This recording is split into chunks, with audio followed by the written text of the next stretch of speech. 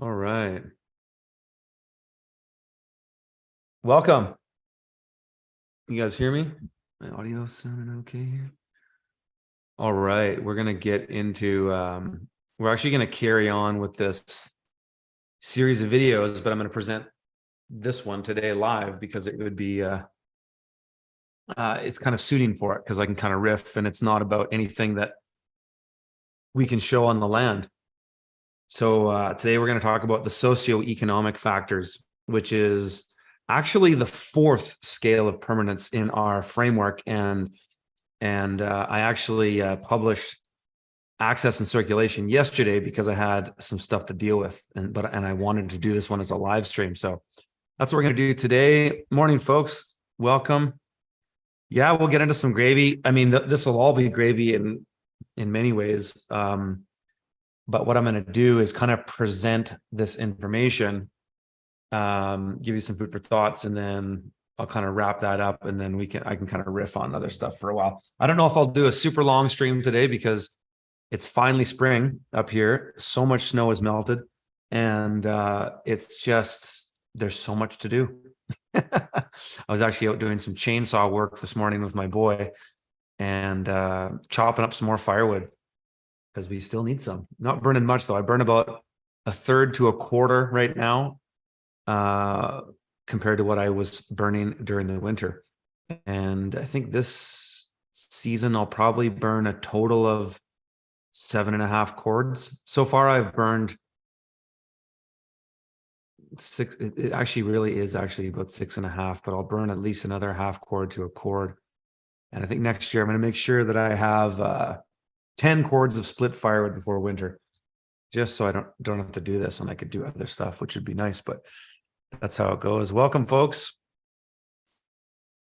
Big ass brown, big bass brown from Tampa. Welcome. Hey, Jim Cron. Yeah, last stream was 5 hours. That's not happening today. That was the only reason that happened is because it snowed and my wife had the kids doing some stuff and I had nothing else to do, nothing else that I wanted to do actually outside. So let's have a long stream. So yeah, today we're going to talk about the socioeconomic factor of the scale of permanence. And so all this kind of comes back to what we've been talking about in these videos. And I've been mentioning this course that I've put together called Finding the Perfect Homestead Property. And people have also been asking me in the comments and stuff like, hey, can you give us more of an outline of the course? And that's actually what I'm giving you in each of these videos. Each video that I've published is one part of this, what is it, a 13-piece framework that we use to evaluate land. And we're on this is supposed to be number 4. It's number 5 for today. But these are all things that I do when I evaluate land for people. And I've looked at so much land for so many years. I've been, like many people, I'm sure, who watch my streams, you kind of geek out on looking at real estate. If you've been somebody who's been wanting to live on land and get on the land, you geek out on it. You go on realtor.com or whatever it is you use, and you check stuff out, and it satiates your interest. And I've not only done that, like many of you have, for a very, very long time, probably almost as long as the internet's been around. I've been doing that because that's what I've wanted to do since I was 12 years old, was live on the land. I never had the means to buy real estate, not even get a mortgage, up until the point where I was 4 or 5 years into my farming career, and I made some money, barely enough to get a mortgage, but I did at the time. So I've been looking at real estate in that regard for many years, but I've also, when I started farming, people wanted me to help them on their farms. And so that led to a very busy career in consulting for many years, which always stacked into me as the YouTuber urban farmer, going around teaching workshops and then making YouTube videos. And so I always had, when I was traveling around the world, well, I haven't really traveled around the world. I've traveled to Australia and New Zealand. I've been all over the United States, in most states, including Hawaii, not Alaska, and all over Canada. And I've been to Europe a little bit, but not much. But I've done a lot of viewing land, you can say, because whenever I was traveling, I was always going to teach a workshop somewhere and consulting and making YouTube videos on people's farms. And so I've literally visited so many farms that I lose track of them. Hundreds of farms I've visited over many years, and I've learned a ton about how to read the landscape. And a lot of that learning, the way I've learned has not only been through myself, it's just been through other people's experiences. So, visiting people's farms and then hearing their stories and hearing the nuance of, anything that a farmer has to tell you, which is limitless. And so I've had a really interesting experience with how I've learned this information and how I've compiled it and how I've formulated it into this compilation of consulting sessions. And that's what this course is. And this video is going to be, I'm not just going to pitch to you guys.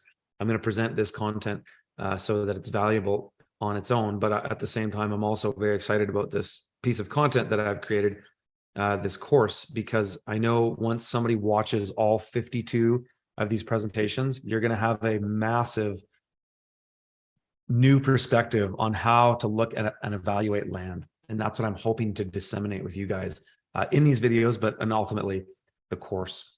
So today we're going to talk about the factor, which is a lot harder to measure. It's not necessarily harder to measure. Well, it is. It's in a way, it's harder to evaluate because it's a very complex thing. So we're going to talk about the social and economics impacts on the land that you're looking at purchasing. And this is very broad. We could go ahead and divide this up into other subsections. And actually, I have done that to some degree, which I'll talk about in a minute. But it is a complex issue, the socioeconomics. And so when I say socioeconomics, I mean social and economic factors. But of course, that includes other things like politics.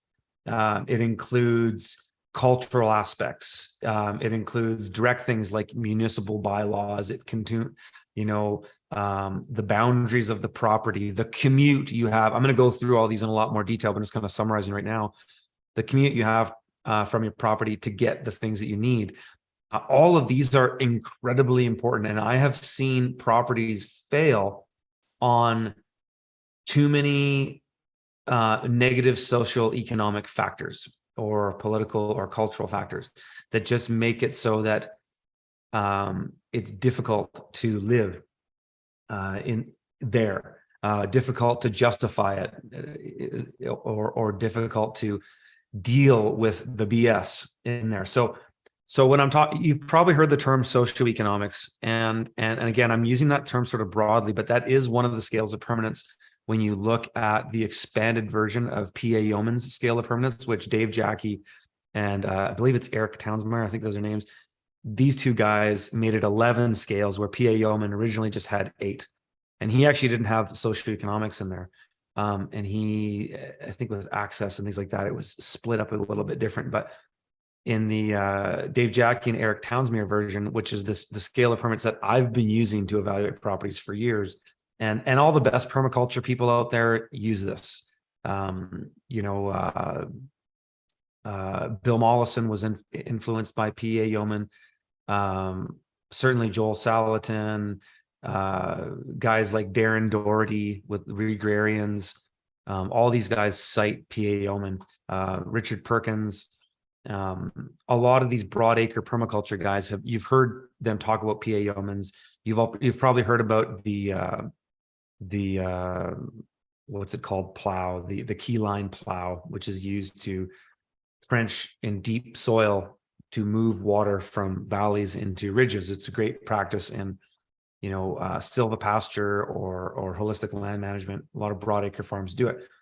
And so we're continuing on this exploration of the 11 layers of permanence, which I use as the basis of my framework. So just to kind of review a little bit where we've been, we've looked at, when we started this series, I talked about this framework, and I introduced first the thing that you have to use firstly is get your context and your own individual needs, wants and desires, negotiables and non-negotiables into, what is your context? And then from that, you pull out these things that you really, really want. And these things are not negotiable. These are things that you absolutely must have, or you absolutely will not have. So they are a complete yes or no. And then you have some things that are negotiable. But anyways, as you set that up, your context is most important when you're looking at land, because what you might value and what you might want is different from somebody else. And so you have to learn your own context so that you can use it as a foundation to stand on everything else. And so once you have that, the first thing we do when we look at a specific property, so I'm talking about things that we've already kind of filtered down. We look at the properties on realtor.com. We scanned through 100 places, and then you might have spent a couple hours doing that, but you could just immediately tell some properties, no, don't want that. Basically, it's price or something that is a red flag to you immediately. And you filtered it down to something. Well, now the first thing you want to look for in that property is a threat. So get on that, look on the maps, zoom out, look for any threats. And some of those threats could have something to do, they could have anything to do with the 11 scales of permanence that we're going through in these videos. Because you can have a socioeconomic threat that's just not worth, you're looking at a property, it's just way too close to a major metropolitan city that has, it's too woke or something. You're just like, I don't want to live that close to a city. Could be, I don't want to live near power lines. Could be, I don't want to live near big ag. Could be, this is a hurricane zone, whatever. You identify that threat, and if there's a threat, disqualify it. Then you've passed the first two gates, which is your context and then the threats. Now you're into evaluating a place based on the 11 scales of permanence, starting from climate, geography, water, socioeconomics, access and circulation, so on and so forth. And we're going to go through all those in these videos. But today we're going to focus on the social and economic factors. So these are the things that are totally out. They're pretty much completely outside of your control. Now, sure, you can change them in some ways, as you'll see as we go through these. So what I've done in my way of evaluating socioeconomics is I divide them into two camps. Direct effect, meaning that they're things that directly affect you, and then indirect, which are things that they affect you in an indirect way. And I'll get to that. But let's first look at some of the direct socioeconomics, and you can seriously, throw your suggestions into the chat. This is very broad. There's a lot of things to evaluate on this. And when you're looking for land, you might only evaluate these only so far to get a certain property onto, say, a higher list. So when you're looking for property, what you essentially want to do is churn through the most amount in the least amount of time, and then keep filtering down lists. So like, and what we propose in this course that I've built, we divide properties into A, B, and C. Yes properties, maybe properties, and no. And so your no list isn't really that important because you're not going to take it any further. But your yes and your maybe lists are. And I'll tell you, my property was a maybe. My property was actually a B property.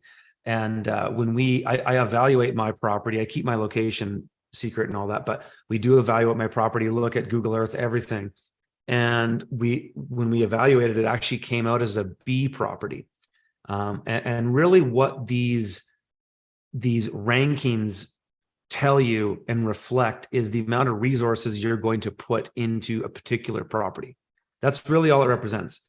And so a maybe property can be a yes if you accept that you're going to have to allocate resources in any particular way. And in my case with my property, it was that I had a trade-off of I wanted privacy and security at my almost highest value. And that meant that I had, as you saw in the video the other day, I had a long driveway, which has cost me I've already put $40,000 into my driveway, and I'll probably put another 10 into it this year. not including my machine time, but just including raw materials. But that was a cost I was willing to spend. Also, my topography, my geography or landform was exactly what I wanted, but it came at a cost because all the terracing I've had to do here has been costly. But it was a cost that I was willing to take because I wanted a certain outcome. I wanted to live on a mountaintop that was terraced, and I like topographical property for reasons of moving water around the property, microclimates and things like that. But again, it was a point against in that I was going to be putting resources into that element, that scale of permanence, which was in that case geography. So again, the ranking these things is really for that reason, to filter things down, because you might look in some particular state for property, and in some states there's just way more available than there is in other states. And so if that's the case, you have a lot to choose from, then this filtering process is going to be particularly important. But the advantage that a lot of you guys tuning in from the US have is that in the US, you have a very large geographical area and a very broad cultural and political diversity. Similar to Europe, actually. Similar to Europe, maybe not obviously not the same as Europe, but Europeans, I mean, if you look at Europe in general, it's very, very culturally diverse.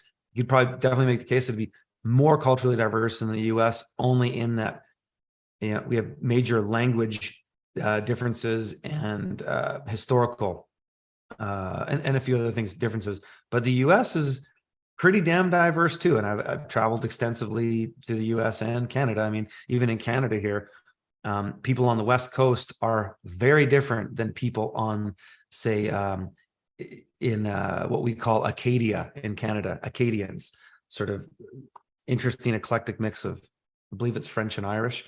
And in the US, you'll have, you know, Cajuns, you'll have people from the West Coast, Los Angeles, you have people from New York, you know, very different accents. People in Boston have specific accents. You know, there is a whole plethora of cultural diversity in these places, which is great, meaning that you have a lot of options to choose from when you want to get the hell out of the city.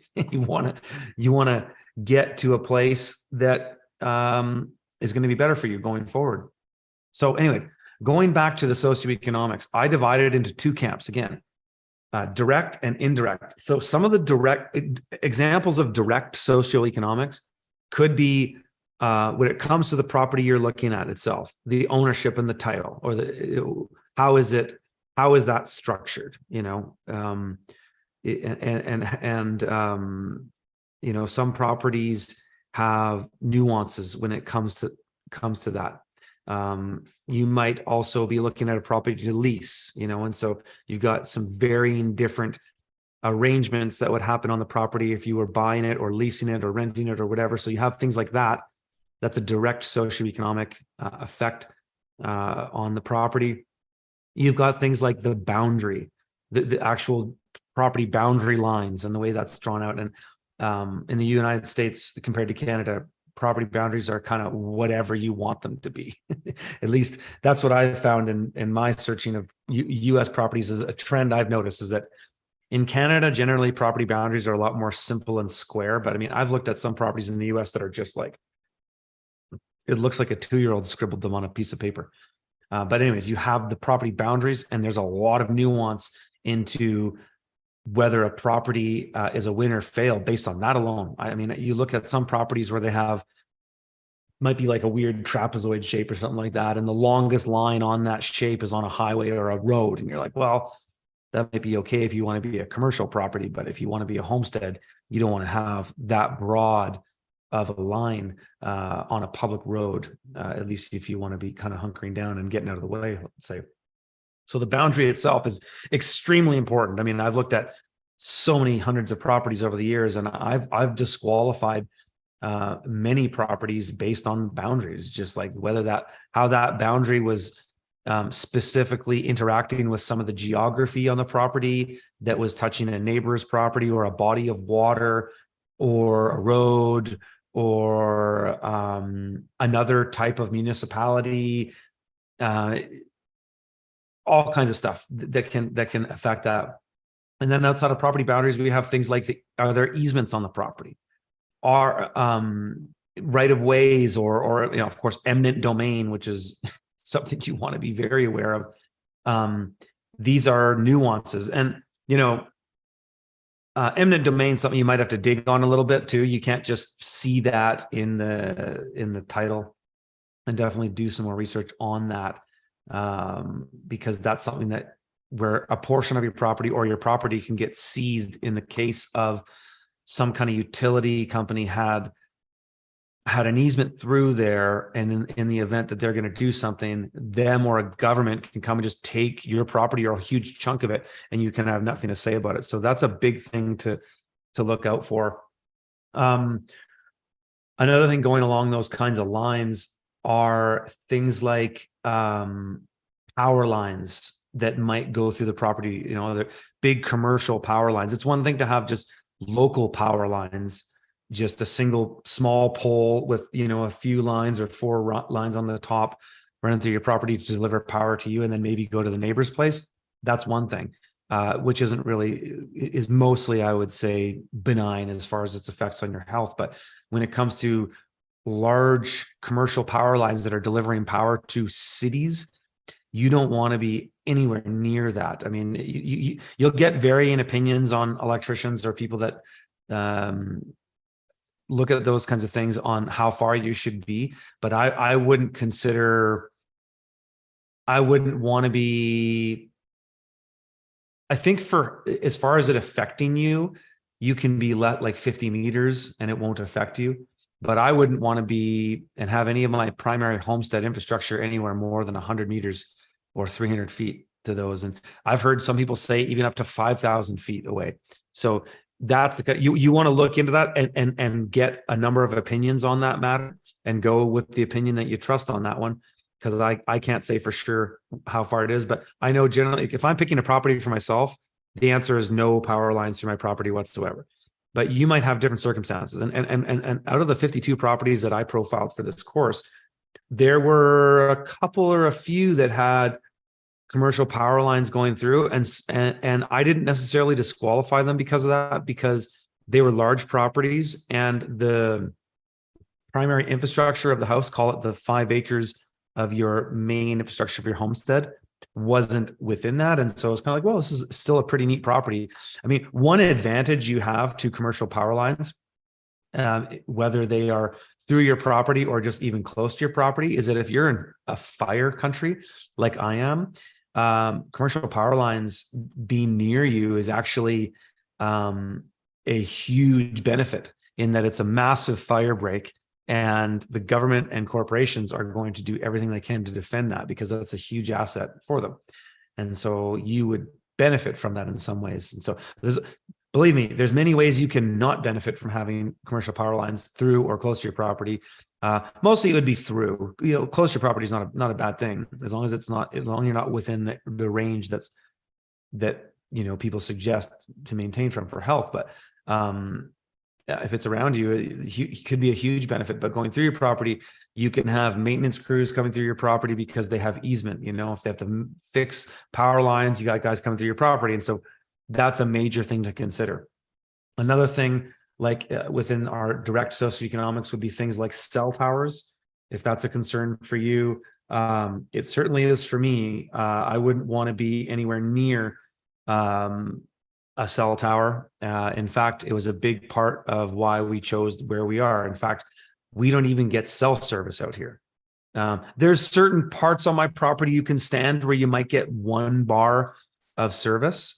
But for the most part, we don't have cell service here, and we don't want it. And I can tell you that when I was also looking for this property, I was also looking at those types of easements where cell towers would go, and where they would likely be able to go. And so an example of where you can get a sense of if power line or if cell towers might go up in an area that they're not currently. If you think about a city, and Cell towers are pretty much direct correlation to population growth and population density. This is where cell towers go because they service people, and it's a business, and it's service, and it's a numbers business. So cell towers go where there's people, and expansion of service and such. They're going to expand it in areas where there's people. So that if you imagine, say, a city that's in a valley, many cities are in valleys, probably most of them, or on coasts. They like to put cell towers on the high sides of the valleys around the city, so that you have more coverage, because when the cell tower can be above you, line of sight, opposed to below you, it's more likely to work, transmit a signal better. So that's how they do that. So when we chose my property, looking at some of the nearby towns, that was a big consideration for me, saying that I don't want to be in anywhere where I'm going to see a population growth, and then something like cell tower or major infrastructure like that, 5G towers, being put in that area. So we made sure that was really important for us here. And so cell towers, power lines, like I mentioned. Another thing that is a direct effect to you, and we're talking about direct socioeconomics, and then we're going to talk about indirect socioeconomics, but is your neighbors. So what are your neighbors doing? And I've disqualified properties, just some of them I don't know if they were necessarily disqualified for it, but they were flagged for it. But in my consulting practice, I disqualified properties for people many times, just because I could pull the lens back on Google Earth just to call it the 2 or 3 block radius view, and see that the neighbors' properties were shitholes that were just, smashed up cars and tires all over the place, and just burn piles that were never cleared out, just garbage, and do you want to live next to that? Hell no. And then also even just looking at the general area. And in fact, I've also given properties good points for the opposite, and that the neighbors' properties look immaculately clean. And you look at sort of your closest 20 neighbors in the closest area to you, and the properties are very well taken care of. And that's a really good sign. That's something that can directly affect you. That can also directly affect you in a negative way too, in the sense that you get some of these really liberal states or provinces where people, are kind of Karens, and they are calling the bureaucrats to complain on you for everything, right? That's something to consider as well. And that same thing will kind of loop into the indirect socioeconomics as well. But your neighbors absolutely are completely direct effect on you. Another one is the tax on the property, and you can often find that's often in the real estate listing itself. Sometimes you have to open up a few tabs or drop down menus to find that, but that's in there, right? Like you can find that information. That's a quick call to the realtor. When we did the course, it wasn't really something we looked at and rated things based on, because what I'm trying to illustrate here with the socioeconomics is that this is a really nebulous one, and that the degree in which you look at it will kind of depend on the level of evaluation you're at in that property. In that most of these socioeconomic factors I'm going to look at in broad strokes, and then if the property is on the list of places to view, then I'm going to dive deeper into these socioeconomics. And so keep that in mind as I go through these. So those are our direct socioeconomics: the ownership and tenure of the property, your boundaries, potential easements, right of ways, eminent domain, the neighbors, cell tower, commercial power lines, the taxes on the property. Another thing could be, and this could be indirect and direct, but if you're surrounded by any particular industry, how close that industry to you is either going to be direct or indirect. And you could pick your industry, and then you can decide if it's a big smokestack tower that's smoking you out. Well, you can say that has a direct effect on you.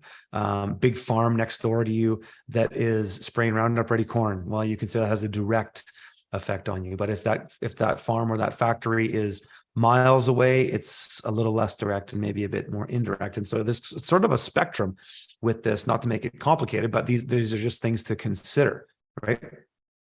Um, and yeah, so that's about it for things that can directly affect you. Now, when it comes to indirect socioeconomics, this is where we go a bit more broad. And when I actually do evaluations, like we did in this course, these are some of the things that I look at right away, because we can pull up easy information that we can get on right on the internet, just with a web search. We can find this stuff right away. So I'm talking about the politics. Is it a red state or is it a blue state? We can do the median age and income. Those are very telling demographics.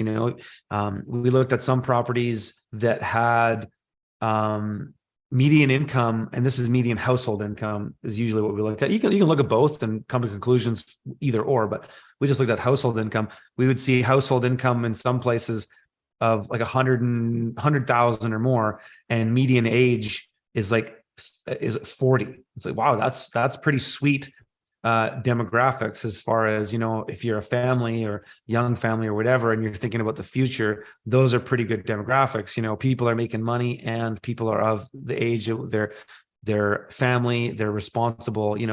Family demographics themselves are very important. Are there a lot of people that are married in an area, or are people that are unmarried? You can find that information. And some people would say that there's people like Thomas Sowell or Walter Williams would tell you that there would probably be a direct correlation between high levels of marriage or low levels of marriage and crime statistics, i.e. Ghettos where it's single mom zone, and it's violent crime because there's no dads in the house, there's no disciplinary figures, and that's unfortunately a big chunk of the woke world that we live in. When I go and see Drag Queen Story Hour, and people criticize me for always criticizing Drag Queen Story Hour because they say, oh, you just seen that on the internet. It's like, no, that stuff was in my hometown, and that's where I actually first saw it. But when you see these things and this sort of degeneracy, and then you see it's only moms, single moms, maybe not all of them are single, but dad's not there, that's for sure. You start to see these new trends in culture that are directly related to things like marriage. And so you can learn a lot about a place by looking at those numbers. You can come to a lot of safe conclusions. Yes, we're doing very broad stereotyping, right? But it is what it is. That information is valuable to you if you're going to make an important decision, like buy a property and move somewhere. You want to know what the hell's going on there. And so again, we're talking about indirect socioeconomics here. So these trends in politics, and the trends are also another thing too. You can look at the political area, you can look at it politically, what it is, but it's also important to look at trends. And actually one thing, I'll circle back to trends when I talk about zoning and bylaws. But so those things are, that might be your first filter, is you might say, I only want to live in Republican states in the US. You might say that. And you don't necessarily have to. I think we can find free. I don't want to go on too much of a tangent with this, but you can find freedom in Democrat states. I think for the most part, freedom is first. The easiest way to get to freedom is to get away from people. That's the number one easiest thing to do, is get away from the masses. And whether it's a red state or a blue state doesn't matter yet, but because number one is to get away from the masses. And so anyways, looking at those politics and the trends in politics, where things are going, that's important. Bylaws. So what are the bylaws like in an area? Do you see a lot of stringent bylaws? When it came to trends and bylaws, I made some. I can disclose this information now, since I've sold my house in Kelowna. But when I built that house, I didn't get a single permit on anything. I renovated it. I built a passive solar greenhouse in the backyard, which was the size of a carriage house. Didn't get a permit or anything. And why did I do that? Why did I do that? Well, I didn't like it because I don't like paying the government to do something that I was already free to do. That essentially, when it comes to regulatory compliance and things like that, the government just takes away your right to do something and sells it back to you. That's what permits are. And so anyways, I built my entire passive solar greenhouse in my backyard without a permit. And the reason I did that is I actually had a friend, I won't say his name, but I had a friend who was the land use planner in Kelowna for many years. And we were good friends. And I asked him, I said, what happens when somebody builds something without a permit? I'm like, oh, well, they'll give you a stop work order. And it's like, okay, they give you a stop work order. You keep building it. What happens next? And what happens if you build it and then they find out you built it without a permit? He said, oh, they give you a fine. I'm like, well, what's the fine cost? Oh, it's about $900. What's the permit? And then you have to pay the permit. And then what's the permit? Oh, it's about $600. Cool, Violet. I'm just having a stream on that. And I said, well, shit, that's easier than going in front of council and begging to do something. It's like the old saying, it's better to ask forgiveness than to ask permission. And so that was a risk that I took. But I did, and it was great, because if I wanted to build that greenhouse at that time, because politics and law it moves very slow, but it just moves slow. And so I did it because I got it done when I wanted it done, and I never had to pay a fine for it anyways. And they had the place on the record, and it's actually it's on their books. But anyways, I looked at a trend in zoning, and I asked my friend, how often has the city made somebody tear down a house when they built something without a permit? He said, never. I said, fantastic. And so I observed a trend and took a risk on that trend, and it worked out great.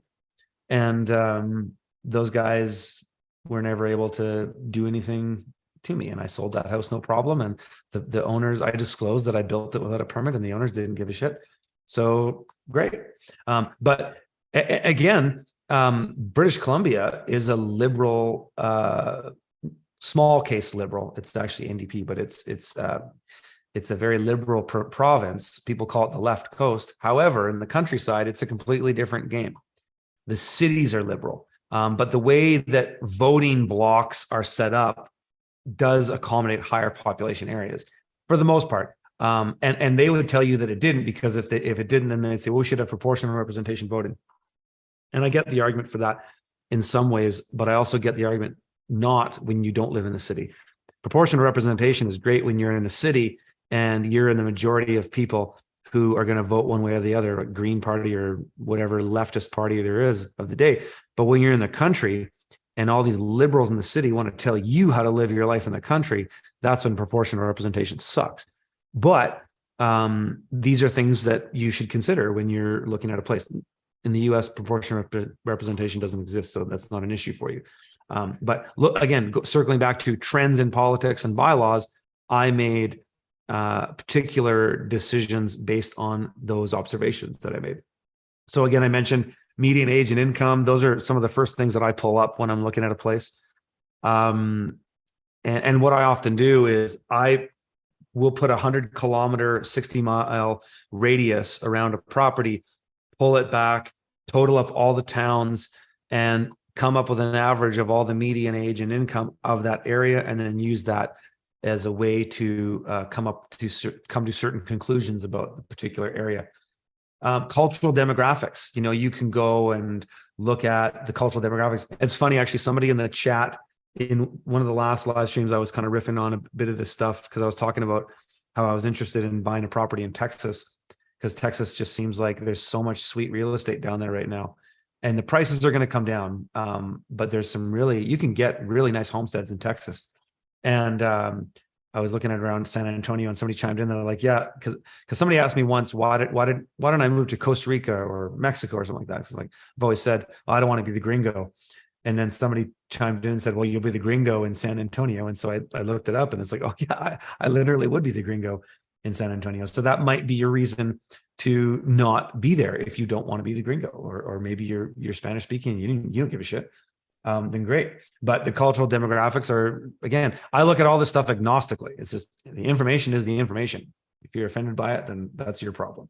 But the cultural demographics are important.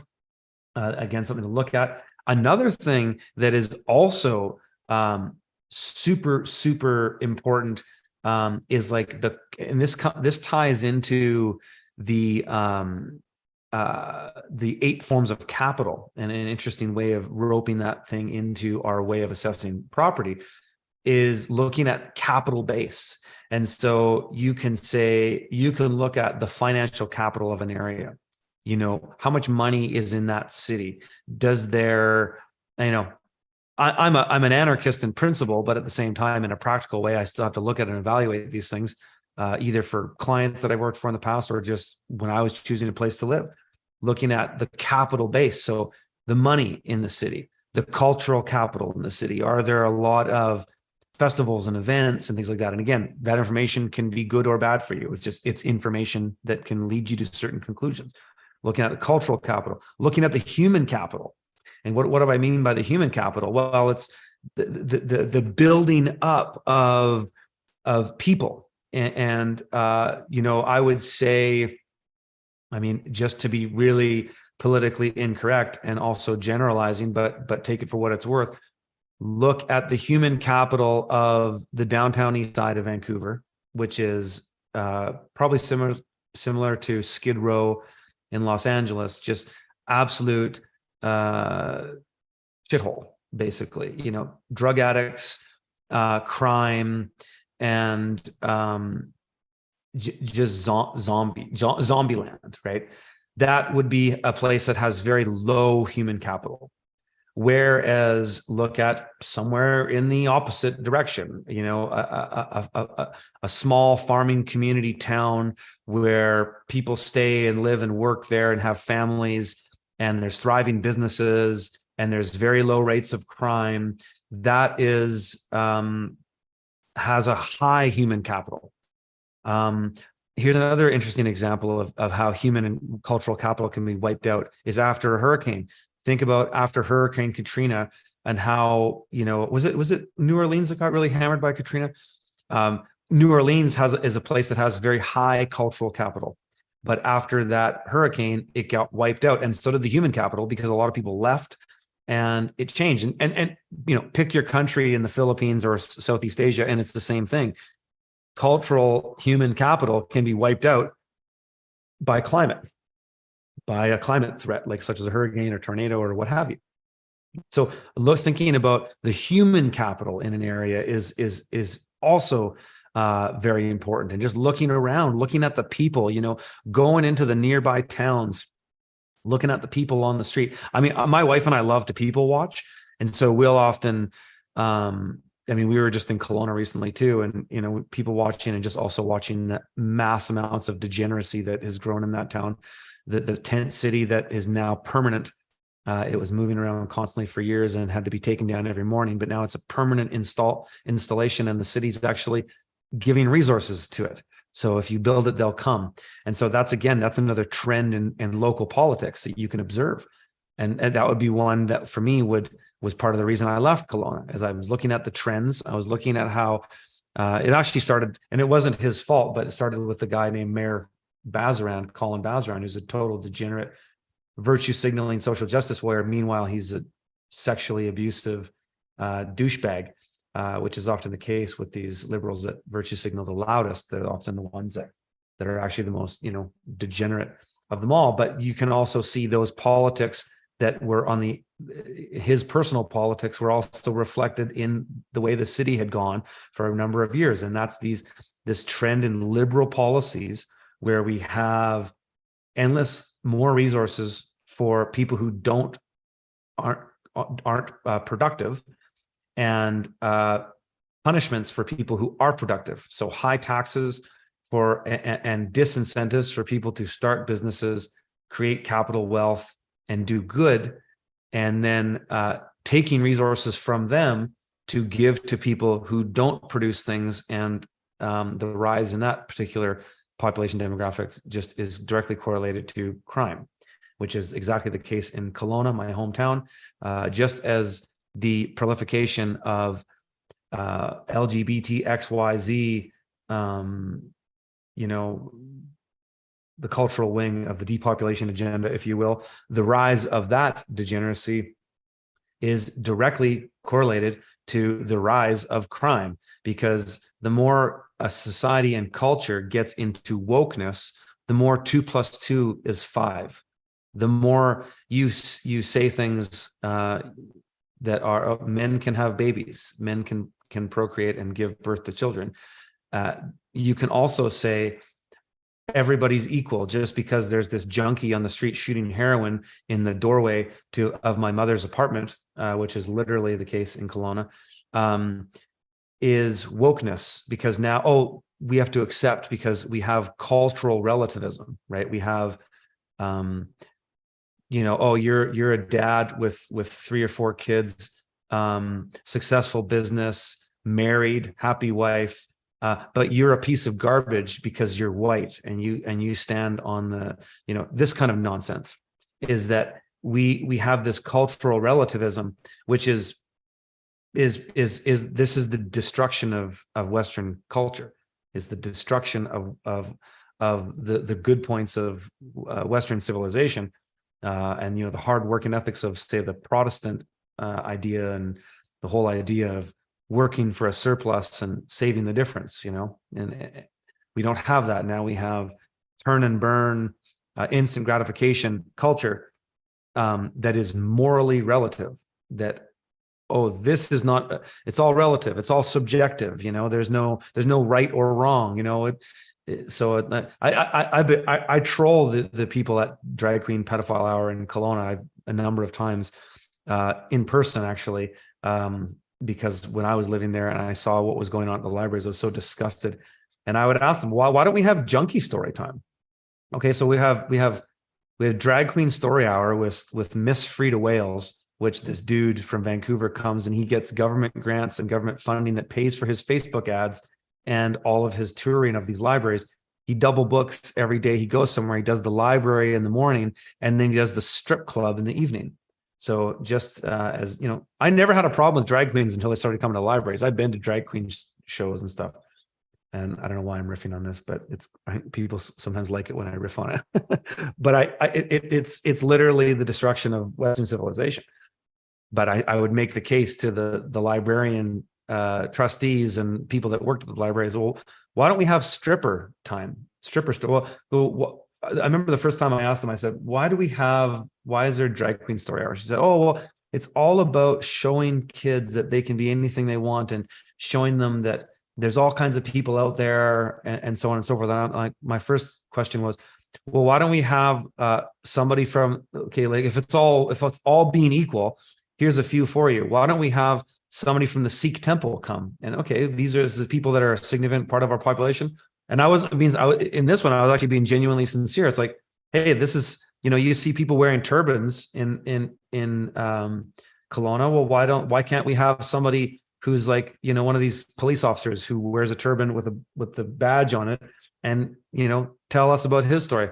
Why don't we do that? Or why don't we have, somebody else, if you want to just promote LGBT XYZ, why don't you have somebody who's just like a gay person who works in some popular, or some, somebody at the bank. Okay, you never knew they were gay. Okay, now you do. They're normal. Okay, fair enough, great. But then following that same logic to its logical conclusion is, well, why don't we have strippers come and do read books to kids? Well, we wouldn't do that. But it's like, well, aren't drag queens technically the same kind of thing? It's like kind of raunchy. It's explicit. Like, I've been to drag shows in Montreal when my brother's gay, and I'd seen that stuff, and yeah, it's raunchy, and I never really found it funny. I just kind of found it lame humor, but some people like it, and all the power to them. I don't care. But you want children to see that? It's like, when is a child going to be at a seedy bar with a bunch of gay guys? Like, what is that? Anyways, going back to where I was going with that, it's trends in politics that you can see, that if you see signals of these things, you might be like, well, no, I don't really want to live near that, because I don't want my kids seeing that shit, because it's not in the purview of a healthy and well-adjusted part of a child's upbringing. Just doesn't need to be. Sure, those things are out there. So what? There's mass murderers out there. Do I have to educate my 4-year-old child about mass murderers? It's insane. But anyways, looking at those things, again, I look at these things agnostically. It's just like, I see it. I see a trend. I see every city that has these hallmarks of these liberal policies is in a downward spiral. And quality of life is sliding in all those places. Jobs are disappearing.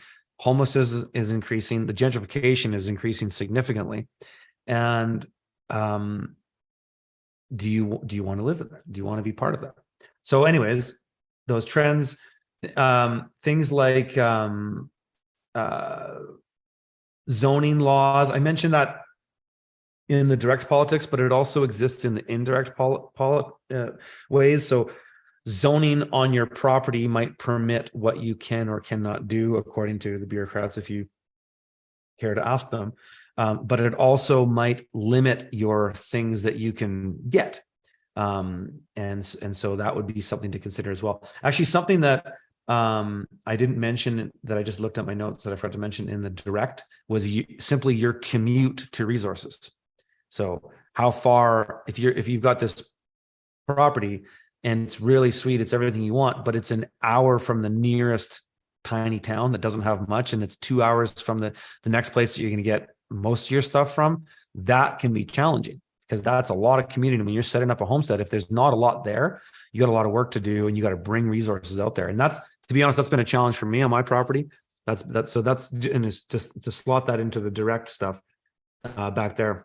But going back to the indirect, thinking about, these municipal zoning laws and things like this, these can affect you indirectly too, and that they might affect services or things like that you might need. And so that might mean that you can't get certain types of things because it's limited in an area for a particular reason. And that's going to vary from place to place, right? Depending on the kind of state you're in and the kind of country you're in too.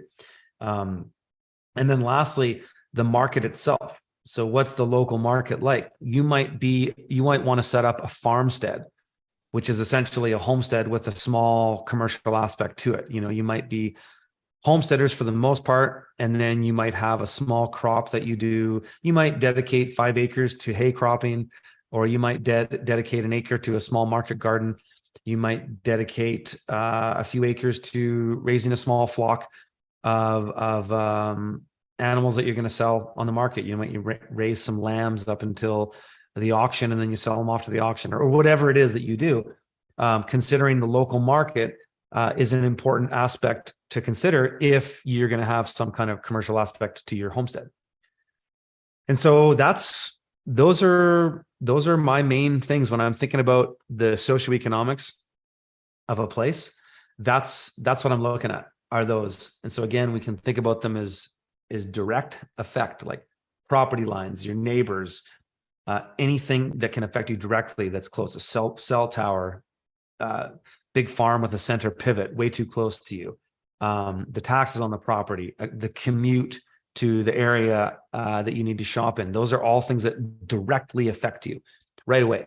And so, and then again, when it comes to indirect, I'm just kind of summarizing these, is, trends in politics, the politics itself, median age, income, cultural demographics, the cultural and human capital of a place, the crime statistics, what's the crime rate in a place? That's these days, if you're thinking about going anywhere, that would be, especially if you're in an area where you're, there's a lot of people, you definitely want to consider that. Emergency, it's actually somebody chimed in with a really good one, actually. And this would be more in the direct, is the services that's available in that area. So for some people who are retired and getting older, being close to a hospital or something like that is going to be super, super important too. Or just, are there people that can deliver building materials to you, or, those services are critical. What's the nearest hardware store and whatnot? So yeah, those are some things to consider when you're looking at the socioeconomics of a place. So I think from there, I'll just, I wanted to kind of, actually, what I'll do now is I'll kind of review back on how all of this kind of comes together. So the reason I have been laying out this framework is to show you, this is the outline. This is how I evaluate properties. And again, people keep asking me, are you going to give us an outline for the course? Well, yeah, of course, the outline of the course is in the course, but I'm also giving you this outline by doing these videos, and each video is on a particular part of the framework that we use to evaluate property. Essentially, we're using your context, which delivers you your negotiables and non-negotiables. Then we're looking for threats, and then we're going through the 11 scales of permanence. So it's a 13-piece framework. That's the outline of the course, and that's what I'm giving you guys for free in these videos, is showing you exactly how it works and get your head around it. And actually, these videos are going to be very good if you're interested in taking this course that I've put together called Finding the Perfect Homestead Property. Head over to, there's a wait list. It's in the show notes here, or you can just go to homestead.freedomfarmers.com. There's a wait list for the course. But these videos are also going to be very useful in priming you for this course, because in this course, the real value in this course is in the 52 presentations. The framework and the outline, I'm giving that away for free for everybody, because you can use this, and if you can't afford the course, fine. The course is going to be pretty damn cheap. I'm not going to say the price, but it's going to be cheaper than anything else you've seen me do as far as a course. And the early bird is going to be 200 or something bucks less than the what it'll be afterwards. But I'm giving you the outline and the framework for free, and the value in the course is the 52 evaluations I do. I think so far we're at 31 hours of content in this course.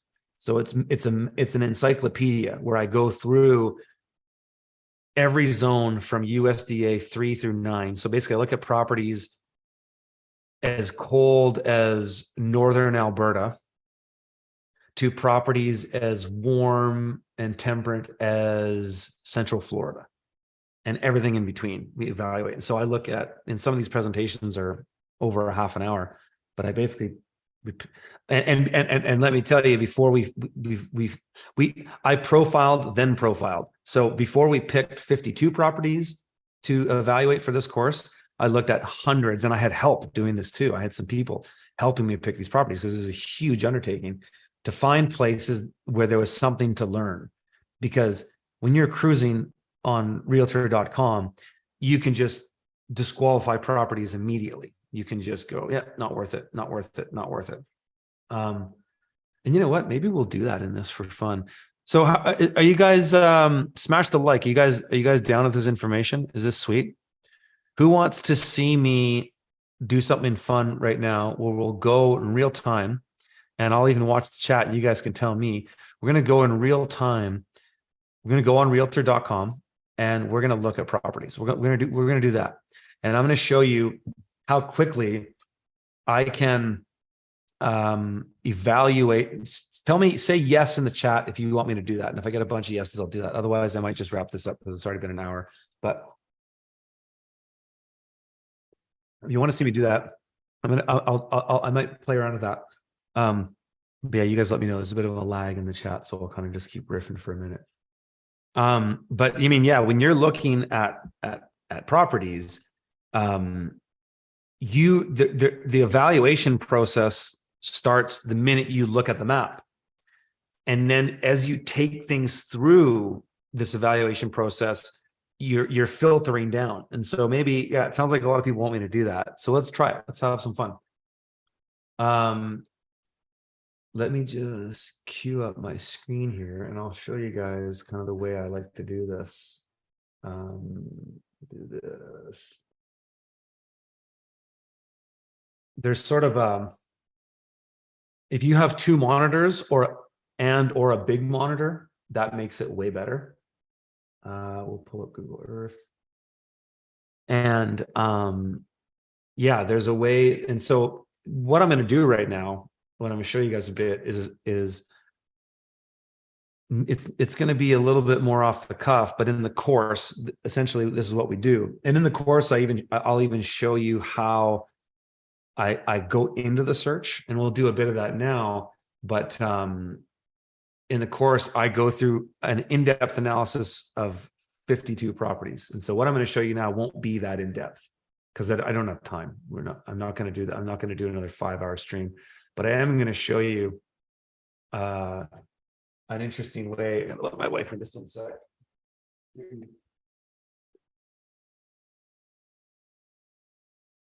So I'm just going to show you how I'm doing this to kind of cue things up here.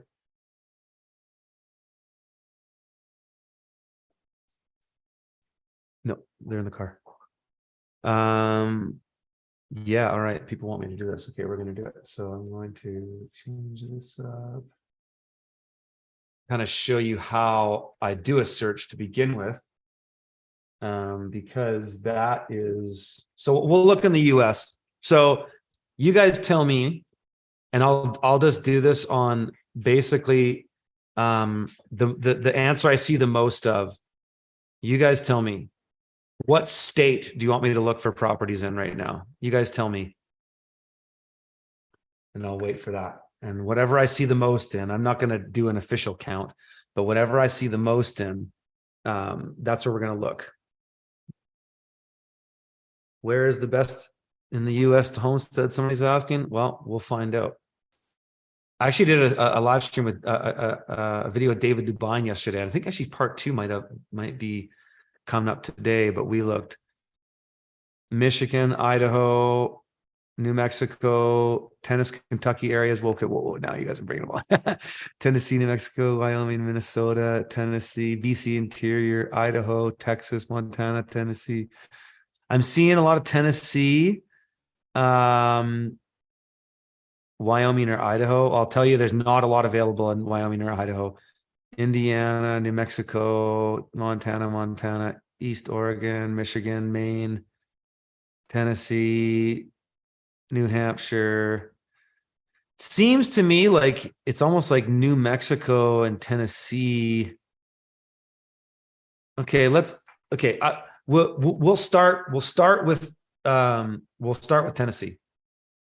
So let's share my screen with you guys. So we're going to share. So when I do this on my own, I do this with 2 monitors. Okay.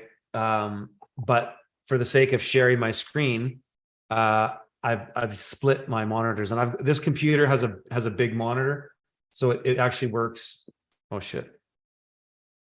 Oops, I lost something here for a second. What was that? Whoa. Yeah, we're sharing here. Okay, right? Okay. Let's look here. Tim. There we go. I'm a retard with spelling Tennessee. Tennessee. There we go. So what we're gonna look for, yeah, actually, I think when I was doing David's video yesterday, we were looking in Tennessee as well. There's a lot of sweet spots. So I'm using realtor.com, and I'm gonna go property type. I'm gonna go single family home.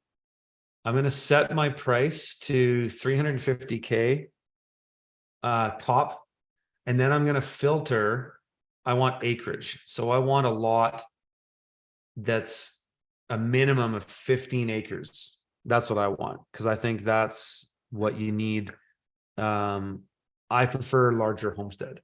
So I've got Google Earth open here too. These actually, these are all the properties that we profiled in the course.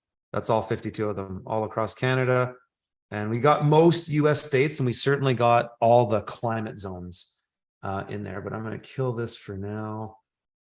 So if you don't use Google Earth, in the course, I'll explain. In the course, I explain how to use this. I'm not going to get into this in this. We're just going to look.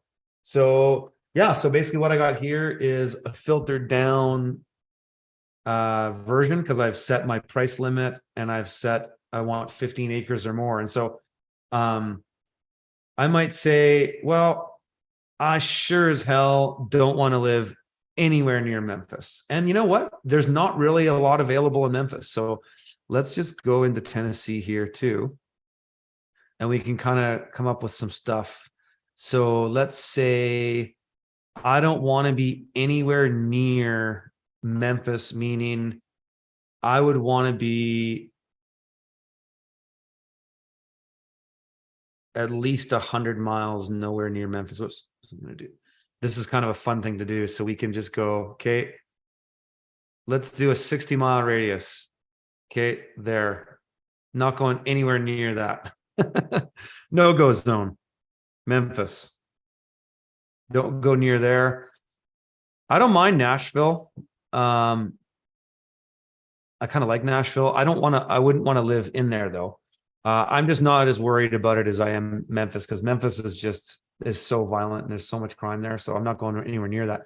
And it looks like there's not really much there available anyways. So, okay, I'm looking through, I'm going, oh, what's this? And so when you're in Realtor, you can do this thing where you can, oh, this is showing me places in Illinois as well. Oh no, this is in Tennessee. So if you hover over it, you'll see the dot flashing. That's where this property is here, outside of this town called Paris. It's showing me stuff in Illinois. I don't want Illinois. So I kind of go like this, make it visible. So there's not much here. Look at this. There's touch this. 220, 80 acres. So I'll open up a tab. Okay, we'll check that out. Kind of hovering. Can't see much there. Zoom a bit more here. Oh, that's kind of nice. 300 grand for 42 acres. Let's check that out. So I'm just right clicking on it and then opening another tab. 300 acres for 27 grand. 40 acres sounds better, right? So 18 acres, no. Looks dumpy. Don't even want to look at it. So you see, I'm disqualifying places like right out of the gate. 30. Can tell a lot by the picture, and good realtors know that. And I don't know why some realtors, I might just check this out because it's so cheap and it's kind of interesting. 16 acres. So again, I'm just opening more tabs. 175,000 for 21 acres. Let's check. Right along that river. So you can even come in here and see, you can see a bit more of and you can change maps too on here too.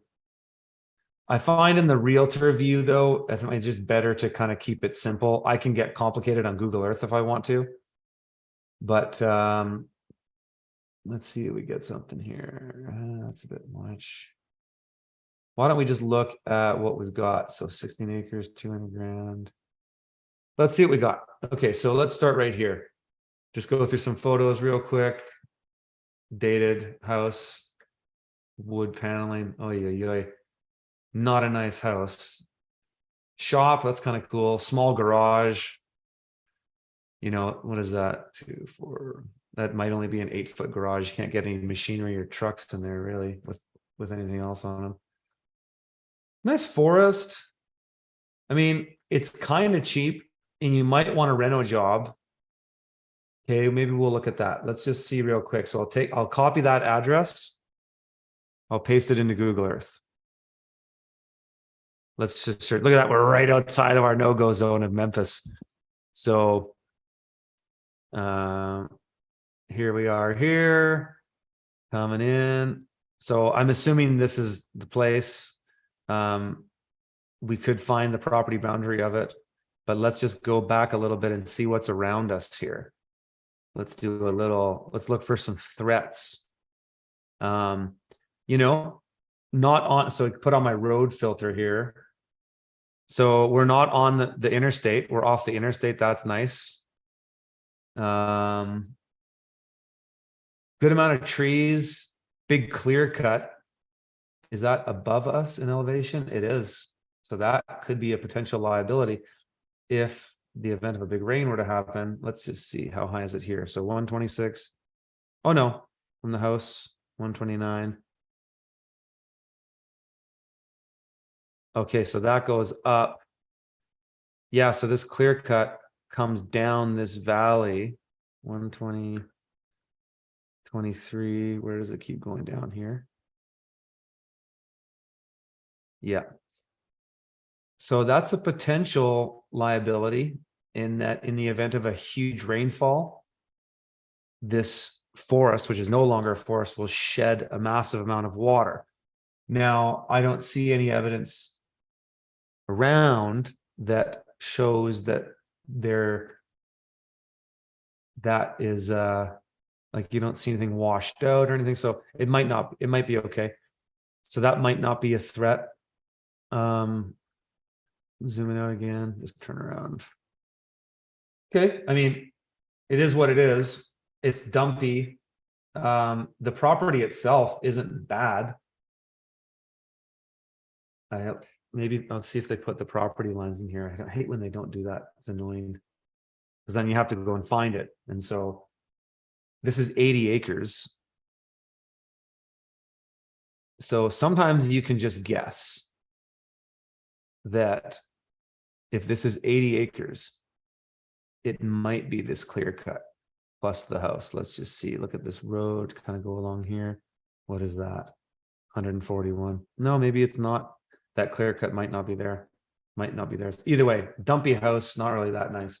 That's kind of cool. That's beautiful.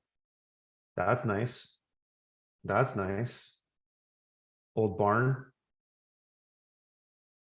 Yeah. It's kind of a barn burner. Yeah, I mean, when they don't show you pictures of the house right away, that tells you the condition of the house, right? But the land itself is pretty nice. But this, how long has this been at the market? 35 days. So I found a trick that realtors are doing. And actually I have found in multiple cases when I've been searching for properties, I saw a property say weeks ago and it said 200 days on the market. And then all of a sudden it went off the market and then it came back on and now it's 20 days on the market, but the property's been listed for like over a year, or over a year or more, or a little bit less. But this is a thing that realtors do, is they take a listing down and then they relist it. And so a lot of times the information you're getting on just the listing date is wrong. And I've actually found that to be the case multiple times of properties that we've looked at recently. So this is a neat property. Immediate observation is well-to-do mansions, or sort of a mansion there. Nice looking properties around. Not on 57, off on a little side road. Some ponds around here. This property is 42 acres. Without knowing the property boundary, because it's not in the photos, I might guess that if I know it's 52 acres, I can just pick some geographical areas and assume. No, it's not that. So if you want to find a property boundary, what you can do is you find the county that this is in. So this is in Middleton, Tennessee. So we just go Google Middleton, Tennessee county. Oops.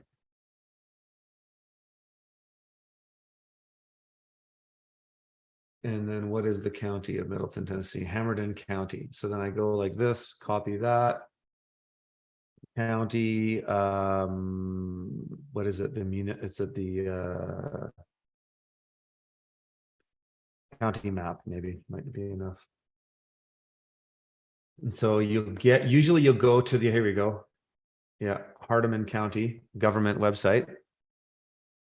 And so this is how you would find the, oh no, that's not it. No, that's not what we want.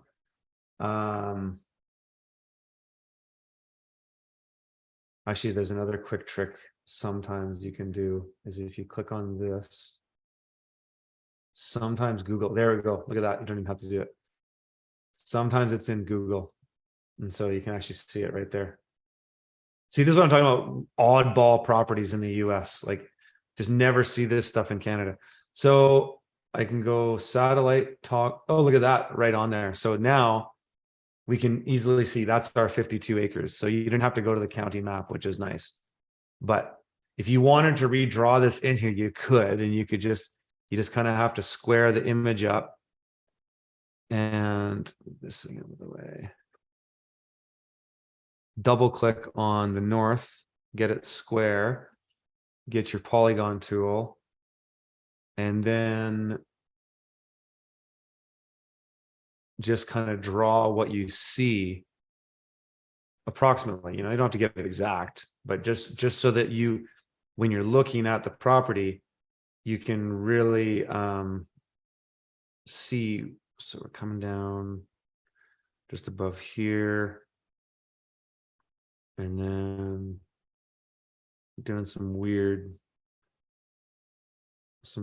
down here. Oops.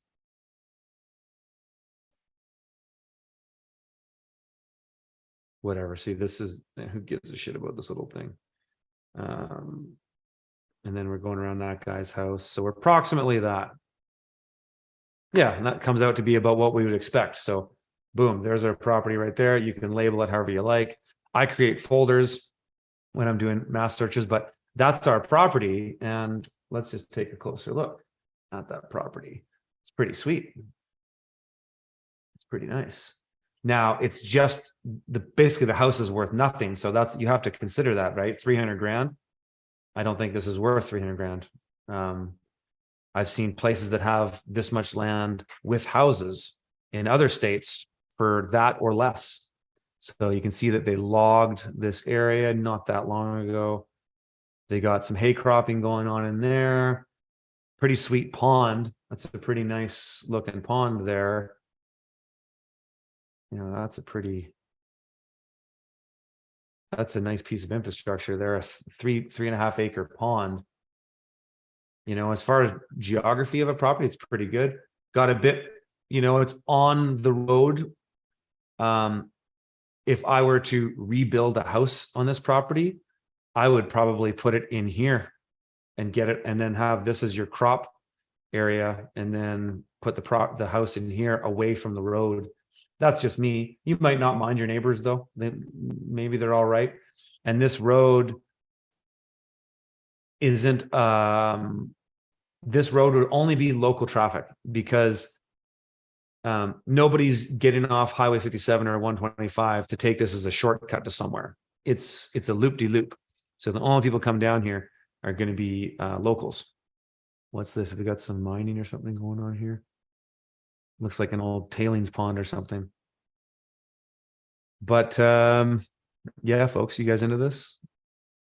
Taxes are 99 cents per $100. Awesome content, Curtis. Keep up. Greetings from homesteaders from Brazil. Nice.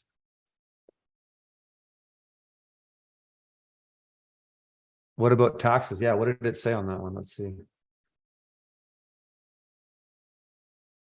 People are always riffing on, oh, Curtis, they're going to raise your property taxes and you're not going to be able to pay property taxes because they'll bring in the CBDC and then you won't be able to pay property taxes. The only thing you have to understand about, so anybody who's tripping on people aren't going to be pay property taxes, and I haven't found any remedy for property taxes. There seems to be, we all have equitable title and that's just the way it is. You pay your property taxes, which are fairly insignificant, minor, insignificant. But people say, oh, they're going to switch to the CBDC and you're not going to be able to pay property taxes. Well, there's a little thing, a big thing in all governments called a particular act with in regards to property taxes. It might be a municipal act. It might be a land titles act. It might be a regional district act, or whatever it might be called. That's wherever the piece of legislation or law that talks about how property taxes are paid and collected, it's going to refer to dollars. And so that's a contract. All acts and statutes are contracts in commerce. And so you do not have to worry about the CBDC making it so you can't pay your property taxes, because if they did that, they would be in violation of contract, not you. And the same goes for your mortgage. If it gets to a point, because your mortgage is all rated in dollars, right? Dollars has a legal meaning. A dollar is a dollar. A dollar isn't a CBDC. That's going to have a different legal meaning. So people who are tripping on being priced out of the market or kicked out of the market or kicked off their property because they can't pay property taxes because the US is no longer accepting dollars and only collecting CBDCs. Well, all of their legal documents are contracts that stipulated that taxes are paid in dollars. So if they are to all of a sudden switch up the medium of exchange and then demand you follow without consent, then they're in violation of contract, not you. So nobody has to be worried about not being able to pay their property taxes. because of this. So it's pointless. But yeah, let's see here. So property details. Of course, you want to read your property details. This has barely anything in there.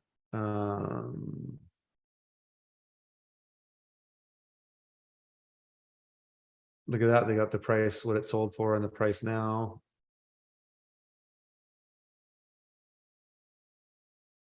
Property tax portion of that is 50. So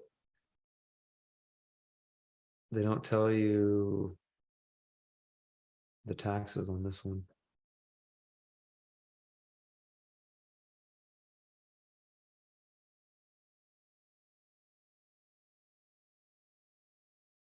I've seen when I was talking to David Dubine the other day of Adapt 2030, we were talking about property taxes, and it's crazy how varying it is in the US. Like I've seen properties in the course, actually, I've seen properties that were $20,000 a year in taxes.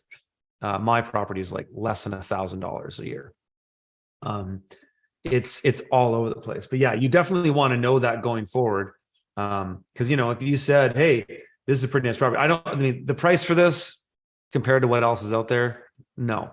But I wouldn't be surprised if this property had been listed, taken down, and then listed again. They do that all the time with properties. So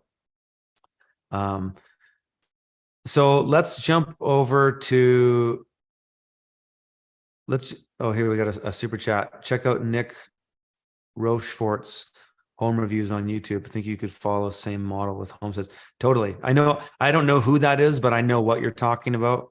And absolutely. I mean, one thing what we thought about doing, if a lot of people sign up for this course and people like this, one thing I've thought about doing is doing this on a monthly or even maybe bi-monthly basis, and then just picking winners and then making them available for people. So I'll do your property search for you, and you just sign up for this service, basically. We've thought about doing that. But we'll see how the course does, because that will be kind of more of a bigger metric on whether people are interested in that. This is a nice property, though. Besides from the dumpy house, the property itself is very nice. Let's go over. I'm not going to look at all these. Well, actually, let's just see this one. This one is crazy cheap. 129. It's not that this is cheap. It's just it's cheap compared to what is out there. So that I love it when they do that. When they give you, there's the property boundary. Boom. So, the house it's got a metal roof. Oh, look at that big turkey, some chickens there. Hey, that's a Columbia rockbird. That looks like some of the chickens that I have. Yeah. Well, that's what we call them, is Columbia rock. Hey, this place is kind of sweet. There's some Homestead infrastructure on it already. Okay, let's look at this place. This is kind of sweet. Let's find this place. 1268 Wilkinson.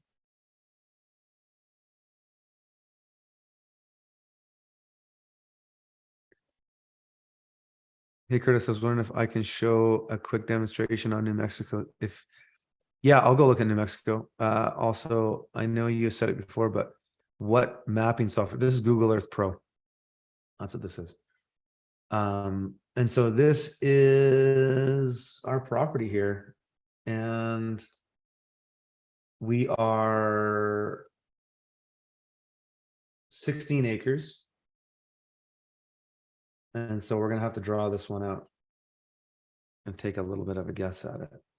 We can do that by looking at geographical features. So make sure your map is up to date.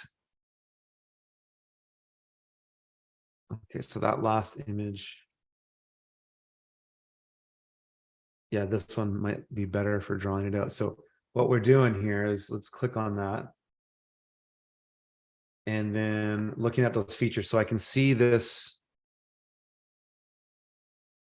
the way these trees are, this collection of trees. I'm looking at where this line comes across. I see this thing here. Okay, so that's basically my corner right there.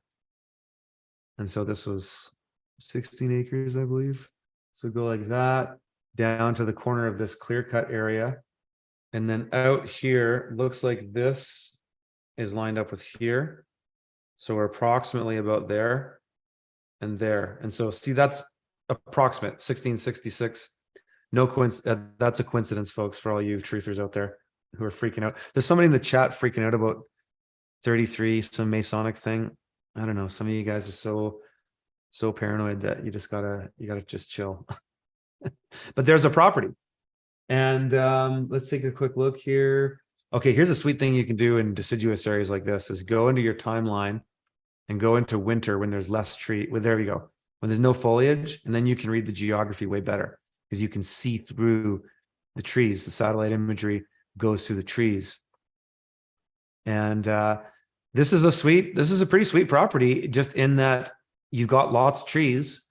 It's better to start with trees than to not start with trees because they take a lifetime to grow and an afternoon to take down. So we've got a little bit of topography here. So the bottom corner, we're at 135 meters above sea level. And it looks like on the top side, we are 148. Okay. So there's 10 meters or 30 feet of incline from the top to the bottom. You could potentially make a pond on this site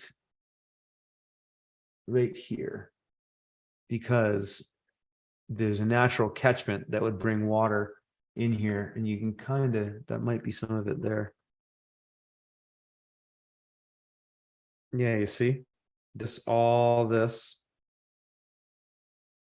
sheds, even the neighbor's property, this sheds down to this point. So that's kind of neat. You could potentially build a pond there if you wanted to. Yeah, I mean, a property like this is sweet because again, the home itself is nothing to write home about, but it doesn't look like the outside. I mean, the vinyl siding sucks. Look at that. They've got like a dog pen. The bones of the house aren't bad. The roof line looks straight. Ooh, does that look straight? Or is that fisheyeing of the lens? Sometimes that actually that doesn't look straight to my eye. I don't know what do you guys think? But that could be some kind of lens distortion. Maybe not. No. That's sagging.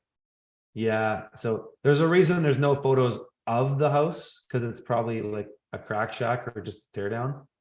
But yeah, look at that. That's sagging. So major, basically you're paying for the land, and 129 grand, 7 days on the market. I kind of doubt it, but hey, you never know.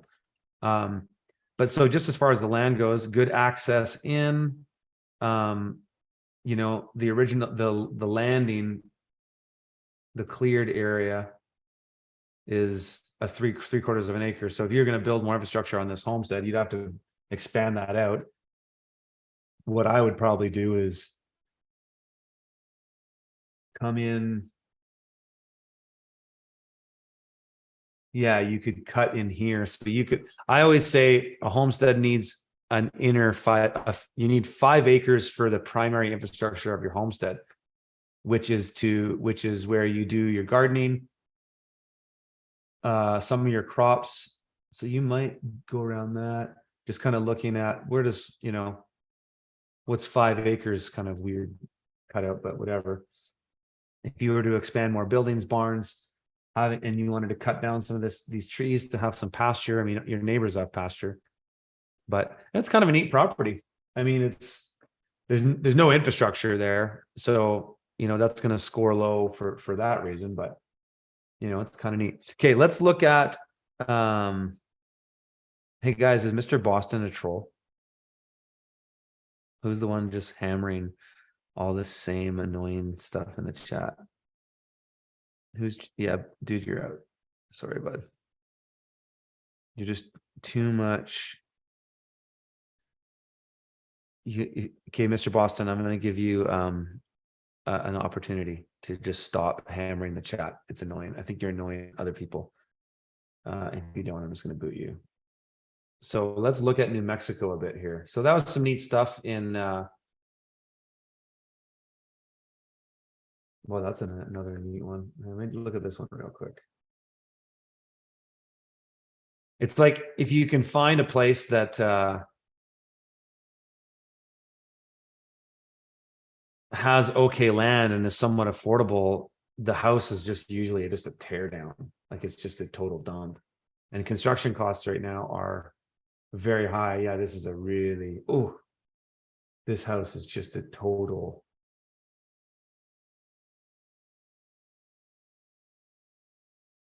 Pretty gnarly. Wow, a lot of just beat up infrastructure. I mean, it's not, the kitchen's okay. I mean, it's probably livable. I don't know why people don't take the real estate photos. Like, why don't you clean up?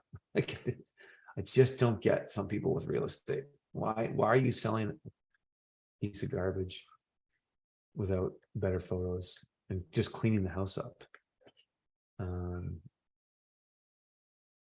So that's this place. I mean, I imagine it's just somewhere in here. Kind of neat. Up on the hills. In the hills. There's so many neat spots like this in Tennessee. Yeah, maybe a little close to that road, but it's not. It's an offshoot of the main highway. Yeah, it's kind of neat. Kind of neat property. House is beat up. There's some beat up stuff, but it's actually not bad. That's a neat little barn. That's a barn burner right there. Wow. Okay, so there's some neat properties there.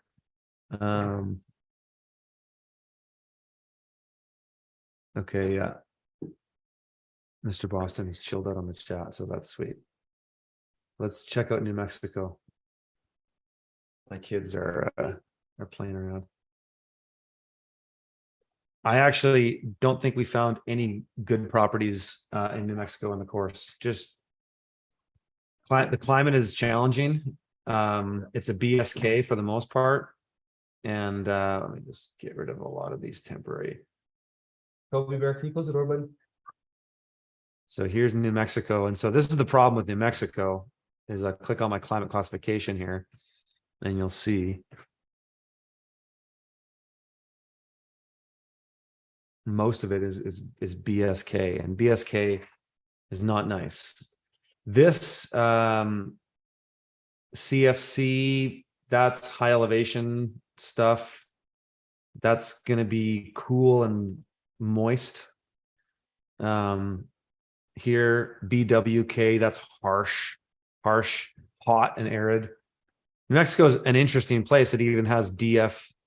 You got some DFB in there, even some DFC, even some subarctic at those elevations up there at 3,500 meters, 3.5 kilometers, which is, what is that? It's like 2 miles of elevation. So in New Mexico here, look at that, there's not that much for sale. You know, in the homestead category, do I want to live in this? Oh, like I can just look at the map here and I just know what this is. Do I want to live in just a wide open area like that? Okay, great. 25 acres for 75 grand. But it's like this is a horror movie was filmed here. I mean, the views are quite breathtaking around, but it's just so exposed. Oh, this is a dump. You wouldn't even, it's a complete teardown, you know. A little close to the highway. I don't know. To me, it just reminds me of Terminator. You guys remember the first Terminator movie? It's just this climate is just too harsh, just so exposed. There's no trees. It's BSK. It's the wind can just destroy you. Like it's just, I don't know. There's no soil here. There's no moisture, no water. Hopefully you have a well. I'm assuming this I'm assuming there's a well, but as you can see, it's difficult to find properties in New Mexico. Arizona is the same thing. Arizona is incredibly difficult. We found one real gem in Arizona in the course. But just tricky to find. It's a tough climate, BSK. I don't know. I mean, I grew up in a BSK, but I was surrounded by DFB. Oh, this isn't so bad. Like you got trees.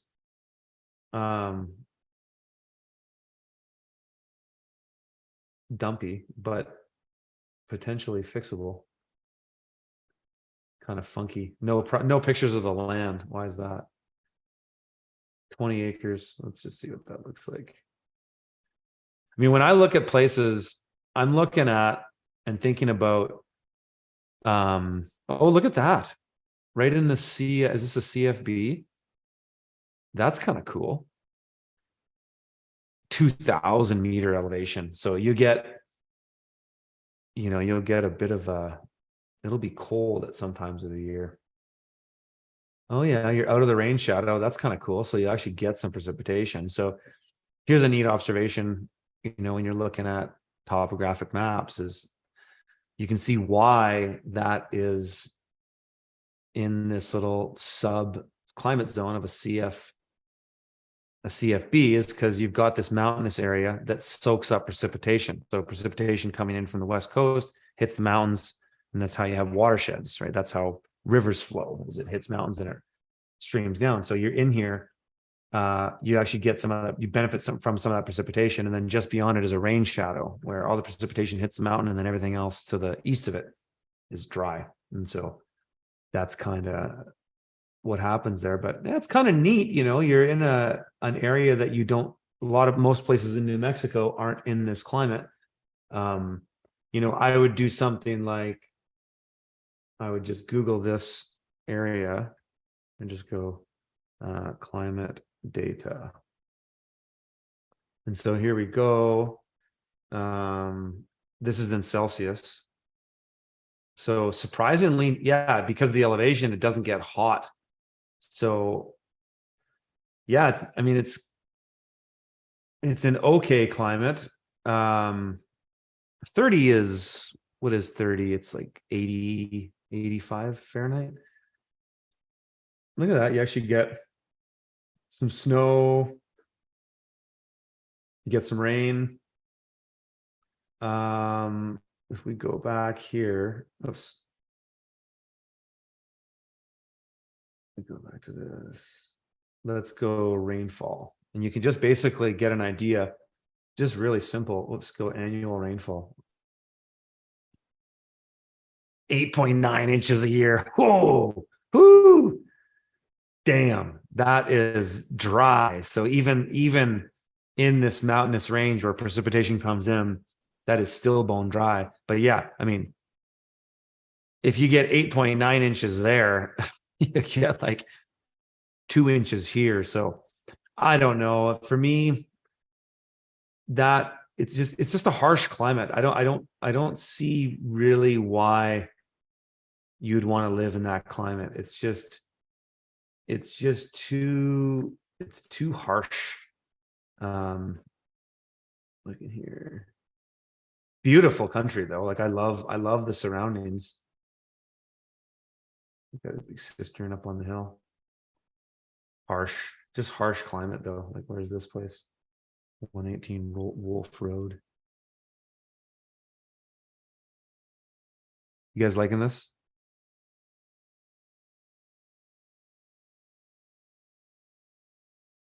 Yeah, I prefer a dry heat than a humid heat.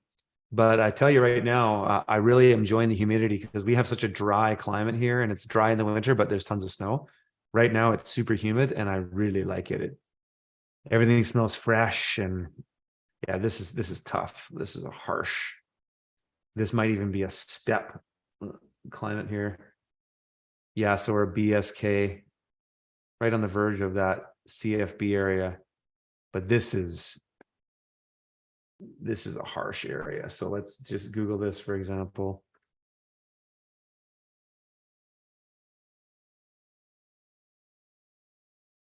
"11 inches of rain a year." Whew, that's dry. That's so dry. And so, I'm a big believer in drilling wells, and you'd be amazed on where you can get a well. I mean, I have a well on the top of a mountain that's more. I am spoiled with all these trees. I admit it. But I have a well on the top of a mountain that produces 10 times more water than all of my neighbors in the valley that have deeper wells. So go figure that. If you've never heard of primary water, just Google primary water and watch some videos about primary water. I believe it's the real deal. I think we have a primary water well, but whether you'll get a primary water well or not means that you potentially have a limit, or you can aquifers can get dried out. It happens all the time. And so that's happening all over parts of Texas and all over parts of Arizona and New Mexico. Aquifers can dry out. And so if your strategy for water, like let's just say here, I'll just have fun with this for a second, but let's just say, I'll just draw out some arbitrary property lines. Let's just say our property here is like a large acreage like this. Okay. 48 acre acreage.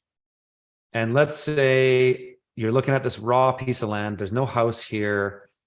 But you're going, man, this is kind of the topography is kind of sweet. I've got ridges, I've got valleys, no vegetation, wildlife, which for me is pretty much a disqualifier. I just rather live around trees because it takes so long to establish trees, and trees do so much for you in so many ways. But you could say, oh, the topography of this property is pretty cool, meaning that there's a potential to harvest water and do it. You could do some earthworks here to harvest water.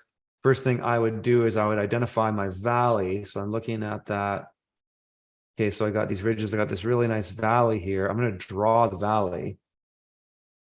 And then this valley is the centerpiece of any potential earthworks that we might do. So there's a valley there, 1/3 of a mile long. And so if I was going to harvest water with my 11 inches of rain a year, which is actually, what's the snow? Because that would be even a better. So let's go. Do we get snow here? Annual snowfall. 15 inches. We have 30 inches of snow, so that's not that much either. You might be able to do something with that. But one thing you can do, you can kind of scale earthworks over time. So a really neat thing that they do in super dry climates, and guys like Neil Spackman, I would urge anybody to check out Neil Spackman. He's a friend of mine, and really cool, huge, broad, like the broadest acre permaculture work you've ever seen in the Middle East. He worked for a number of Saudi princes designing massive broadacre permaculture, doing very slow moving water harvesting in the landscape, but they use rocks.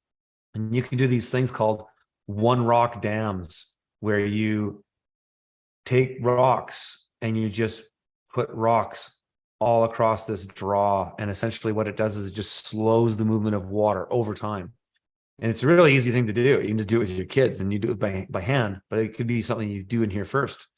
And then you start building out more ways of shedding water to that draw quicker. If you might want to put in a feature, you might say, okay, you know what, this area here, that could be a potential pond in here. And so we might say, okay, let's do something in there. There's a 1/10 of an acre pond right there. And then we want one near the bottom as our bottom catchment, so we can pump things back up. So we might go somewhere here before it widens out, pinch off here, and do some kind of other pond feature right there. So another little 1/10 of an acre pond. And you can have these water features off this valley. And, then shading that. So planting trees in there so that, and this is what happens in nature, but human beings can, and this is what Jeff Lawton and Bill Mollison and David Holmgren and Darren Doherty and all these great guys, they're far better at this than I am.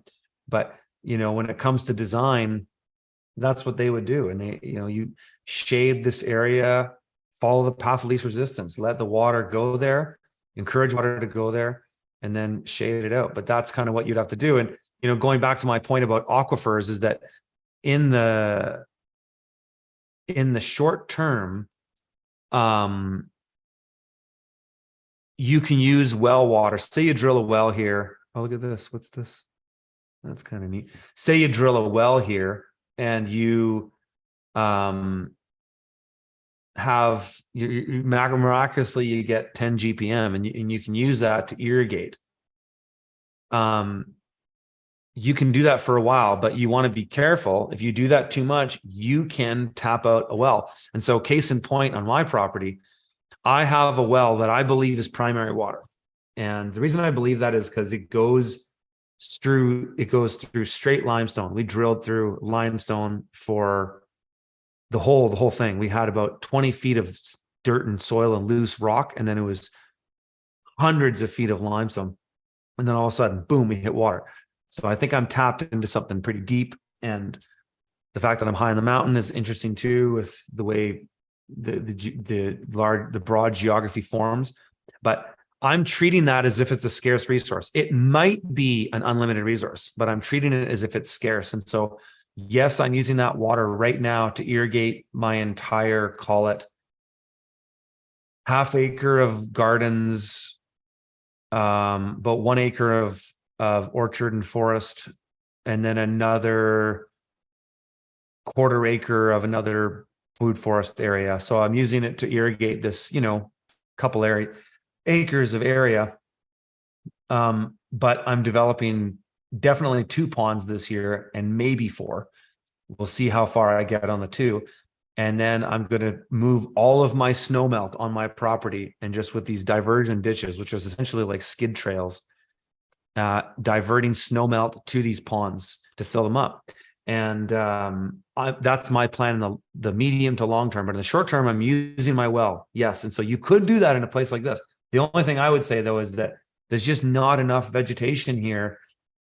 You'd be doing it for years to establish that vegetation. And you can go the path of least resistance. You can pump water and only concentrate your vegetation in the area that it'll naturally grow faster anyways, which is in a valley in a climate like this, and do that. But you never know. It's risky. It's risky because if you do tap out that well, you're either drilling another one or you're screwed. And I've heard stories. I interviewed a dozen well drillers and water witchers before I did this property, and every one of them said that they'd only hit only one of them said they hit a duster in their entire life, and all of them had stories about how they drilled a well at one person's property or at one place on somebody's property, and it was tapped out. And then 20 years later, they came back and drilled a well 10 feet from it and got tapped into a different aquifer. And so groundwater is anomalous. It's incredible. There's so little we know about it.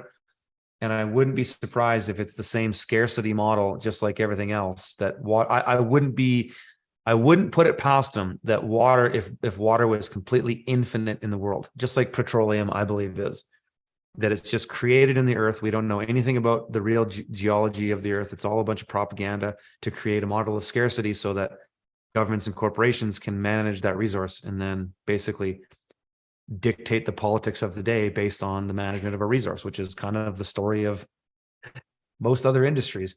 So, but anyways, that's a whole other rabbit hole. Curtis, it's important to consider snowpack and not just, yeah, of course. Yeah. Oh shit. Hummingbird Ranch says, thanks for the super chat. Could you do a quick review of this parcel? You want me to do this publicly? Dude, what you're giving me, like, what do I do with that, of this parcel 703? Oh, you're kind of being so that it's not in the chat. Oh man, you're making me work here. Will I? Dude, I don't know what to search. You're giving me this nebulous. Oh no, I can't do that. I don't know. 7035 South Thomas.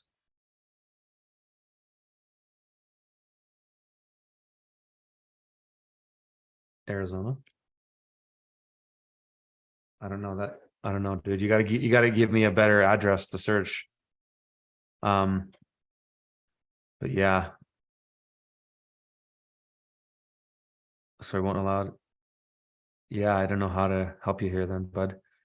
Um, put it in the comments, not in the chat. Put it in the comments of the video and see if you have any better luck with that. But yeah, I'm just reading some of your guys' comments here. But you're just going. I'll let you try to figure that out. I'll do it for you. But yeah, guys, just just to kind of mention my course again. If you're getting value about what I'm doing here, there's 31 hours of content of me doing this in my course. And so, like I said at the beginning and how we started this video, I'm open source, share my process. The process isn't really, it's in and of itself.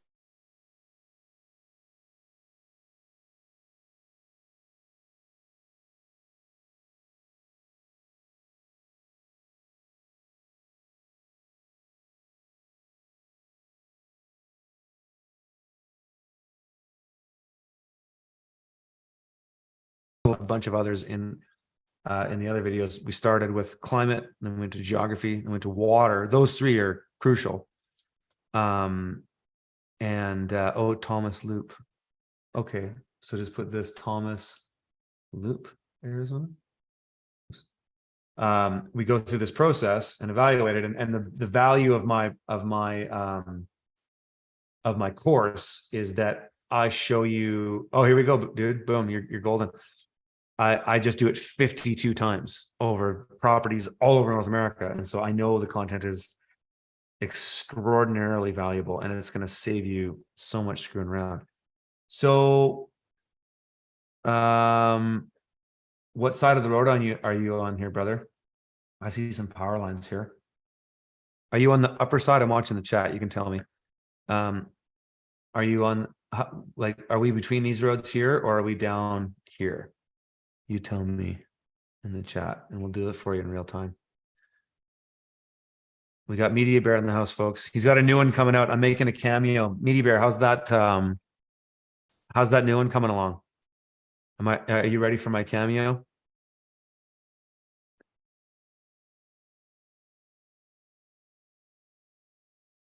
Okay, who was, yeah, Hummingbird Ranch. Yeah, where is it? Which one is it? Is it up or down? And how many acres is it? So I can just know. North side, old cabin there. This one here. Okay. And then how big, how big is the property? What's the boundaries? Like, you want me just to draw something randomly?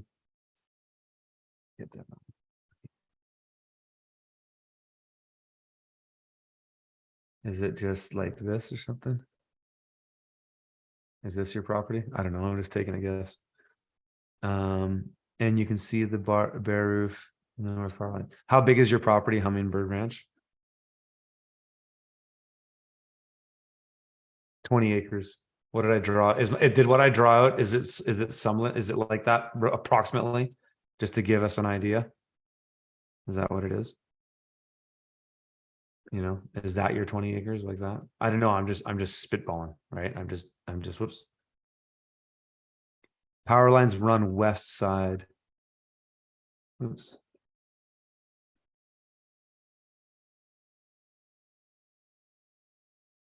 Road to the side. Okay, well, I'll just assume that this is the area approximately of your property.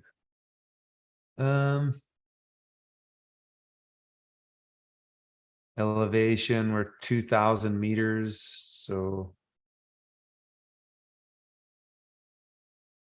Loop, Arizona, is that the name of this town?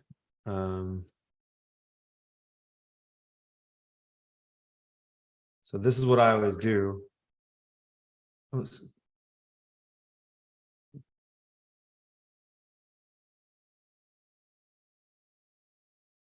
Is that the name of this town? Loop, Arizona? Oh, a little to the west. Okay, well, either way, it's around this house, right? So that's what we're looking at. I mean, it's flat, very flat. Williams, Arizona, that's the town. That's the closest town. Okay. Wow, cold. This is probably, this is again a BSK probably. Doesn't get hot. Yeah, that's your elevation. Lots of snow. That's good. Oh no, look at that. You're in a, wow, in a CSB. Ugh. CSB. The reason I don't like CSBs is that they just never get hot. I like heat. Canadians, we're cold a good chunk of the year. I want a hot summer. I want, I want 100 degrees Fahrenheit at times in the summer. CSB never gets hot, but the nice thing for you though is you actually get precipitation. So you get a good amount of snow, not a ton of rain. It's not a bad climate. You don't get the thing with the CSB, and CSBs even exist in Canada. Like we get CSB up in Quadra Island and Texada Island and stuff. Go back to our property here. I'll get out of the climate conservation. Oh shit, did I zoom out? CSBs, yeah, we have those in Canada, and just they can just be kind of, it's cool, like it's not hot. I mean, if I was looking at this property and you were asking about it, yeah, how far, these are commercial power lines, so how close is that?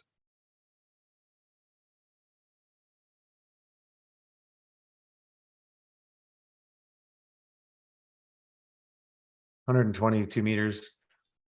It's a little close, but it's not. No, it's not close enough that it's going to harm you. And the good thing is it's on the south side of the road, so it's not going through your property. So that's good.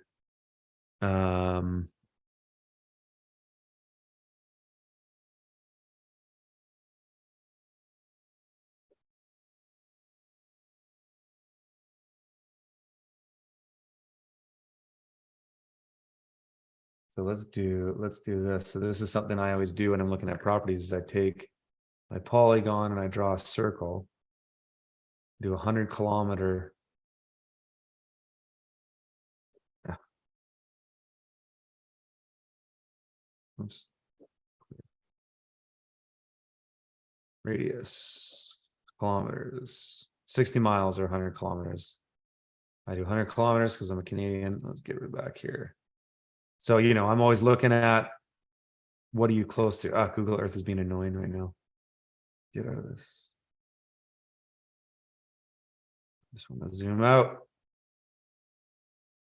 There we go. Okay, you're pretty close to Flagstaff. Yeah, how's the politics in Arizona since the whole stolen election thing? Is there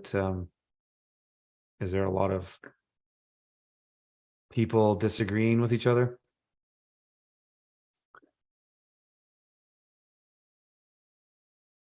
So zoom out, get the 100K view. North of Phoenix, it's high elevation. Yeah, Flagstaff can get some crazy snow. I've heard. I haven't been there. Beauty, look at that. Is that the Grand Canyon? It's so cool. Yeah, I mean, it's not bad, you're exposed. There's just nothing to the topography. It's just super flat. And so what you would do with this property, I mean, I like topography personally, because it gives you privacy, it gives you microclimates. It's hard to see too much about these trees without seeing photos, but they look like, yeah, okay, you can see the shadows, when you change them up, you can see the shadows. So there's some decent trees in there. That's nice.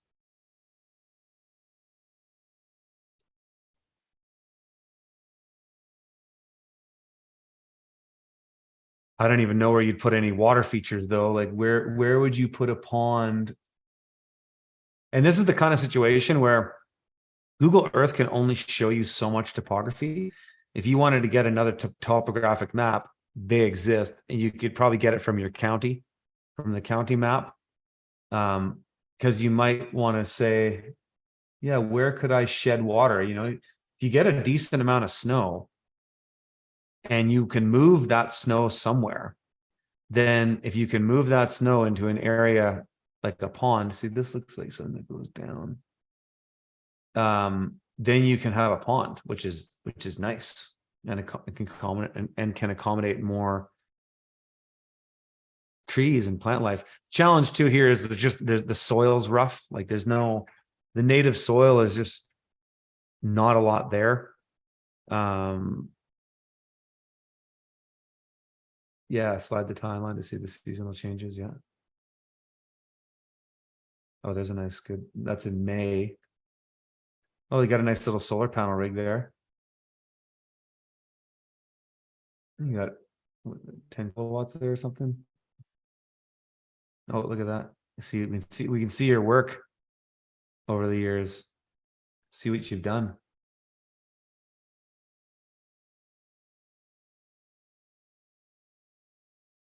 Okay, yeah, right on. You're working on your access. Yeah, I mean, you got your zone 1 in here. Nice access in. You got more paths you've made around. If you were to do any fields, you might do them up here, so you don't have to cut trees down. In these kind of climates, like, I would do everything I could to avoid cutting down trees.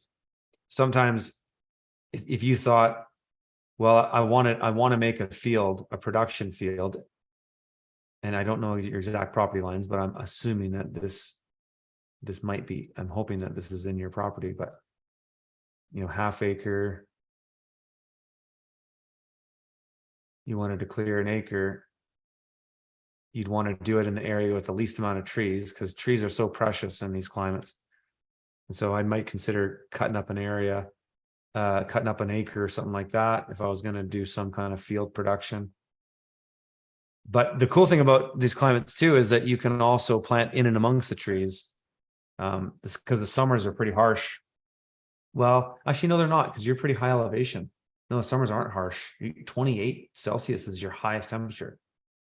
BS, yeah, that's your, what is it? What do we see? CFB here? Yeah, it's an interesting climate.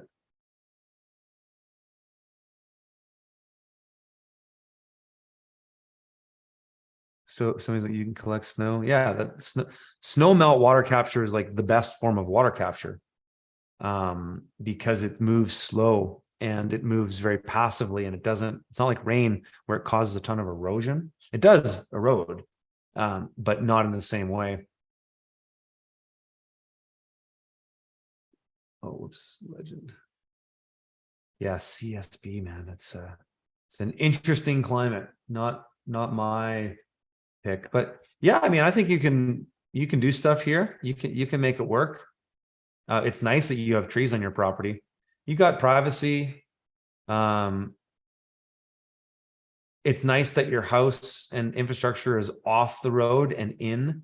I always like to see that. That's what I prefer. You can see these water features, hey? Isn't that neat? You can see where all these tributaries form and all this. So this is all, yeah, this just gets a ton of snow. And this snow will melt towards these tributaries. So if you wanted to capture a ton of that snow melt, you could just make ditches and just find where your grade is. I mean, here it might be hard to see, but let's just see. 257. Yeah, so we go up this way. So towards the mountain, let's zoom out a bit more. Get a look at the more broader geography. Yeah, so up towards the mountains, we're coming down. You can look on the bottom of my screen. I have elevation there. I have it in meters, but so we're coming down as we go away from that mountain towards your property. Still going down. So you can just look at the broader features. So whatever these tributaries, this collects, this is a big watershed. And so all this snow that melts will make it to these tributaries. So if you wanted to harvest any of that potential snow melt, it's hard to see on this. 253, 257. So from where you are, I just move my mouse around to get a broad idea of where the hey sweetie, so you're right at your house, you're at 2057 meters. And if I go up this way, 27, 2060, it moves around a bit, but where does it? Okay, here it goes up higher. Okay. Okay, so it comes like this. So what you would do to capture, yeah, you might not have the geography to really do much of it, but what you want to do is find your lowest point and then basically just put in not swales, but ditches essentially that will cut across. So if the water's moving, if the snow melt is moving, if you look on my map here, is moving this way, let's say it's working its way, and we would need a closer inspection on site to really know, because you need to see the topography and get a laser level to really figure this out. And with more radical topography, it's really easy to see, as we did in the last one. I could just show you, look at everything goes down to here, but here it's a lot more subtle. But I would guess that here we're at 231, 245, 250. Yeah, so it very gradually moves towards this and maybe down to this. So you could put in ditches. Let's say you picked a pond site and you wanted to have that. Again, you have to be on with this level of topography, you really have to be on site. But let's just say, for the sake of it, we said we wanted to put a pond in here. Yes, sweetie.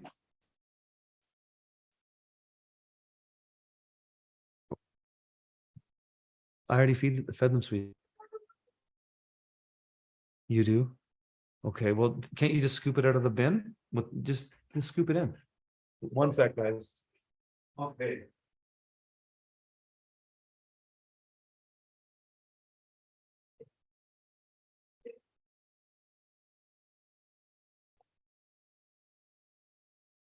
Okay, sorry about that.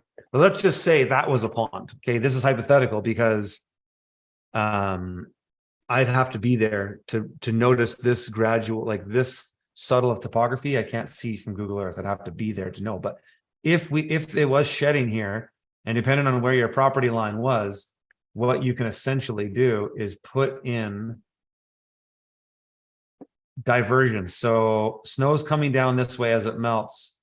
And again, I don't know where your property line is exactly. So this is where this information is absolutely critical, because your earthworks can only go as far as your property line, but you might draw a diversion into the pond there.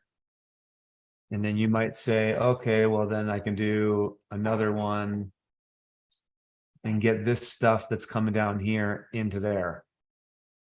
And you could do this on contour, or you can do it off contour. You could make it a 1 degree or 2 degree slope, depending on, site specifics, but that's what like a snow melt capture might look like. You might also be able to, if it's really gradual, you might even be able to take stuff here and divert it in there, depending on how much it declines. But so at the road, we're at 258, we're at 259. So no, most likely not, because it's going down this way. But you could consider something like that. But yeah, that's some basic, again, devil's in the details. When I do an assessment for somebody, they give me a ton of stuff. They give me photos of the property. They give me boundaries, all the details of everything. And then I can, really get at it. But we're at the end of the line before the water sheds into the Sycamore Canyon. Okay. But yeah, it's difficult to do it in any meaningful way in these chats, But yeah, folks, so that's the kind of stuff. Yeah, so my hope is with this course that I built is that you guys will just, from watching me do this 52 times on all kinds of properties across the continental US and Canada. Okay, sweetie, you'll just learn, and I'm going to show you so many different types of scenarios and red flags and good properties. And here's, again, here's all the properties we looked at. These 52 properties all over. And what did we do anything in? The temporary ones. I don't think we had. Oh no, we had a couple properties in New Mexico. Actually, we did. Bunch in Texas, bunch in Missouri. There's just kind of where things are available. Like, it was really hard to find. Like, I couldn't find anything decent in Idaho because just so many people have moved there, and the prices, the demand is insane. But Eastern Washington, Gem, this property in Portland was in Oregon was okay. Montana's a tough climate. Wyoming's a tough climate. Western Nebraska's a tough climate. We found some, this place in Colorado is a tough climate. We looked at just like, tons of them. And so the course is essentially, again, the value is in the property assessments. The outline and the framework I give that for free, because I didn't even invent that. I mean, I have my own spin on it. I certainly didn't.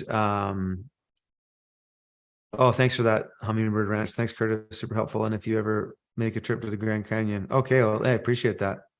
But yeah, I mean, just seeing me go through it, the evaluation process is really nothing new.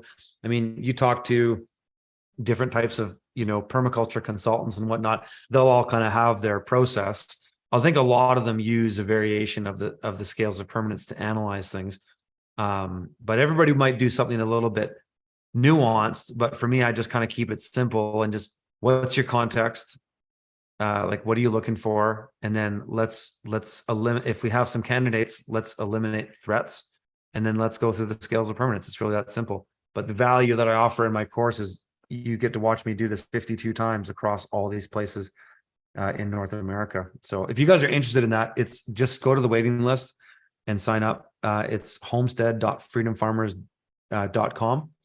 And it's also in the comment section there. Just go and sign your email up, and we'll send you. We're going to release this. The early bird release will be April 15th. I think that's when it is. I mean, the email will tell you for sure, but I think that's what we were targeting that. It's been a behemoth making this course. There's been so much involved in it. Like, just getting the data for all of these properties was a task. Each property, again, that we picked, we wanted there to be a lesson on it. I didn't want to just go and pick random properties. Oh, here's one, and then just have them suck and eliminate them right away. We wanted to choose properties, A, B, and C properties, wins, maybes, and no's, that all had something to learn from them. And that's what we do in the course. And so, the thing that I keep telling people is, like, the market, the real estate market hasn't really gone sideways yet. It's starting to go sideways. It hasn't hit the elevator down yet. You take the stairway up and you take the elevator down. Who says that? Kiyosaki, one of those guys say that. And that hasn't happened, and that's good, because the reason we're putting this course out now is so that you guys can learn this process and get good at it and practice it now. Because it's fun to do. Like, I like I geek out on this stuff. I enjoy it. And I know a lot, I've heard people chime in and say, like, real estate porn. It's like you geek out, you sit there and look, you're not beating off, but you're doing something productive. But looking at real estate and using a tool like Google Earth Pro is super valuable. And you can learn so much just by doing it with repetition. And so you watch me do it 52 times. And we might even make if this course does well and there's more demand in other parts of the world, we might even make an addendum to it to other parts of the world. We, of course, started with North America because that's the path of least resistance for me. I know the climate, I know the US, I know Canada, but I don't know Europe and the other parts of the world very well. But we might do it in other parts of the world if people are interested in that. We'll see. But my hope is that the way, like I want people to compete with the banks when the collapse happened. I don't want BlackRock to go and buy up all the best real estate. I'd like to see a bunch of you guys come out on top. And so, for a tiny, for a few $100, you can, going through this course is going to show you how to pick winners. And then if you pick a winner and the first time you make an offer on a property, you got the best property you could have, versus you bought a property that once you moved on to, you realized was a massive thing that you didn't see, and now you're screwed. And so I know that the course we built has value in that this can save you from making the worst mistake of your life to making the best opportunity of your life.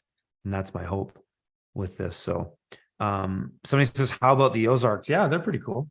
Yeah, it's a neat, beautiful area right here.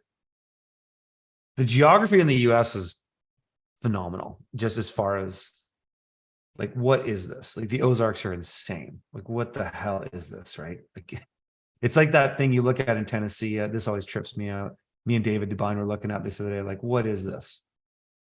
Kill the roads. What is that? How did that happen? It's just, geology and geography are fascinating to me. And the Ozarks are certainly fascinating. Like, what is that? That is just so trippy. But yeah, it's a beautiful part of the world for sure.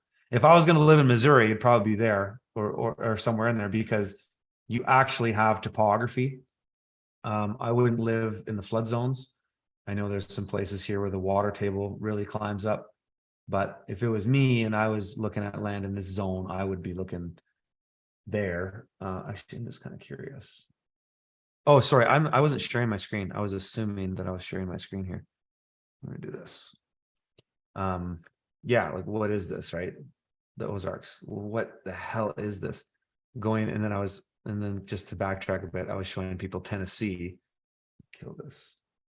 And how far out this geographical, like, what the hell is that? It's just so crazy. The US is so fantastic in terms of its geography and its history. And I think so much of history is just a complete lie. And there could have been civilizations in the United States that we don't even know about, because you look at some of that stuff and it's just far out. But this is a beautiful part of Missouri. And if I was going to live in Missouri, that's probably where I'd want to be, because so much of Missouri is just broad farming, conventional ag.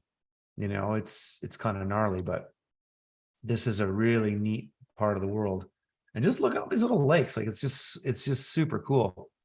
So I'd like that, and there's a lot of freedom-minded people down there in the US. I wouldn't want to live anywhere near DC.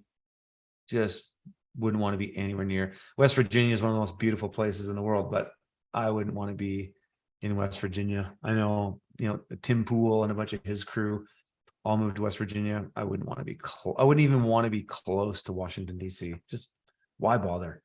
There's so many more interesting places out there. But you can see, it's really neat when you look at a map of the US. It's easy to see why most people live in this area. Like 80%, I think it's 80% of the US live in this zone, just a little bit west of the Mississippi and on. This is where most Americans live. You can see why, because it's a nice climate.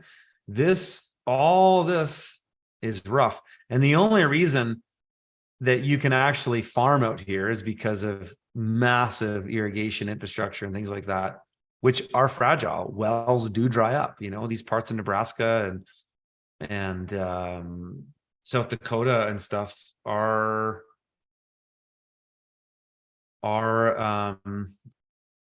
pretty rough. Wyoming, super dry. Wyoming's tough to find good properties in.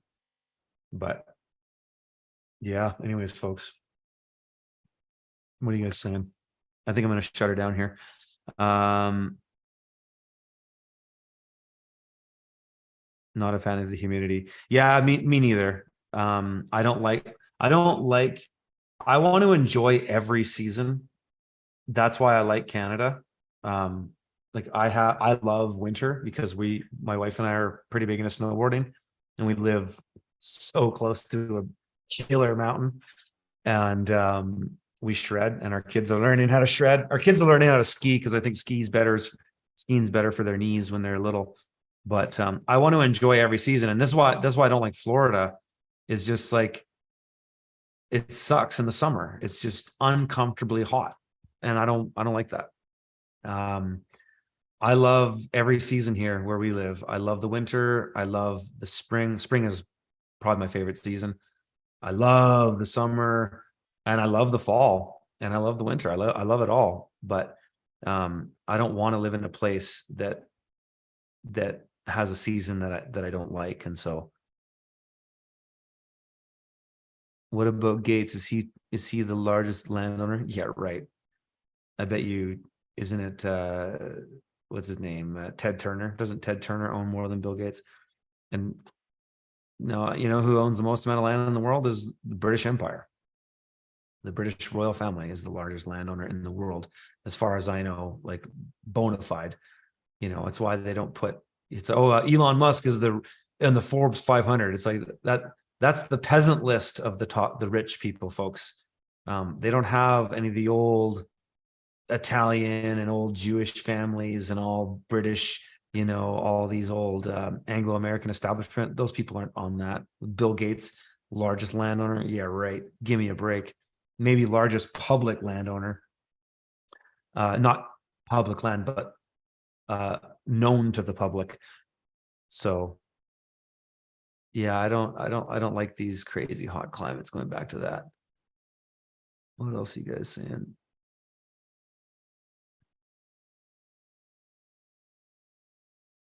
I took a permaculture class at college, and that is right on with that.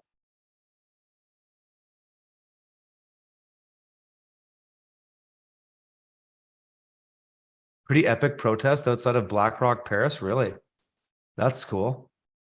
Um, have I checked out southern Alberta near Lethbridge? Oh yeah, for sure. Which area of central Florida have you looked at? I looked at all over Florida. I've looked at everywhere. We looked at properties literally in every state and every province across North America. We spent months building this course.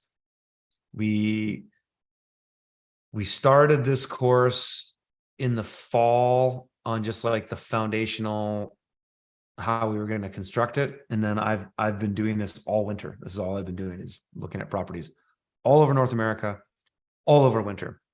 And a third of the properties that I looked at in total, so not necessarily the 52 that we analyzed, but the 52, when you sign up for the course, you'll see a lot of them were on, but I would say, but out of the ones I viewed, a third, actually, no, it was of the ones we picked, a third were 200 days or more, a third were 100 days or more, and a third were 52 days or more, which 52 days is the average days on the market. And many of those 52 days I caught as they did that thing where they unlisted them and then relisted them. That's what realtors do. It's a little trick they have. But, a large percentage, over half of the properties that are listed in this classification of homestead acreages, $350,000 or less, have been on the market for over 100 days, right? So what does that tell you? That tells you that there's no way that they're going to last much longer at the prices that they're sitting at. So, but yeah, we looked everywhere, like Florida, Oklahoma. Somebody's Elliot James says Oklahoma and Missouri. Yeah, totally. We looked at what was that? Oh, good. What did you say? Oklahoma, Missouri. Yeah, in Missouri, we looked at a lot of properties. Oklahoma. Oh yeah, this place was pretty sweet in Oklahoma. I'm not sharing my screen. Yeah, we looked at that place in Oklahoma. This place is okay, but is right in Tornado Alley. Well, it wasn't actually statistically. And so I have a filter that I use when I'm looking for clients that I've used forever is where is it? My preferences. So I do this. So I'll zoom out and show you guys something.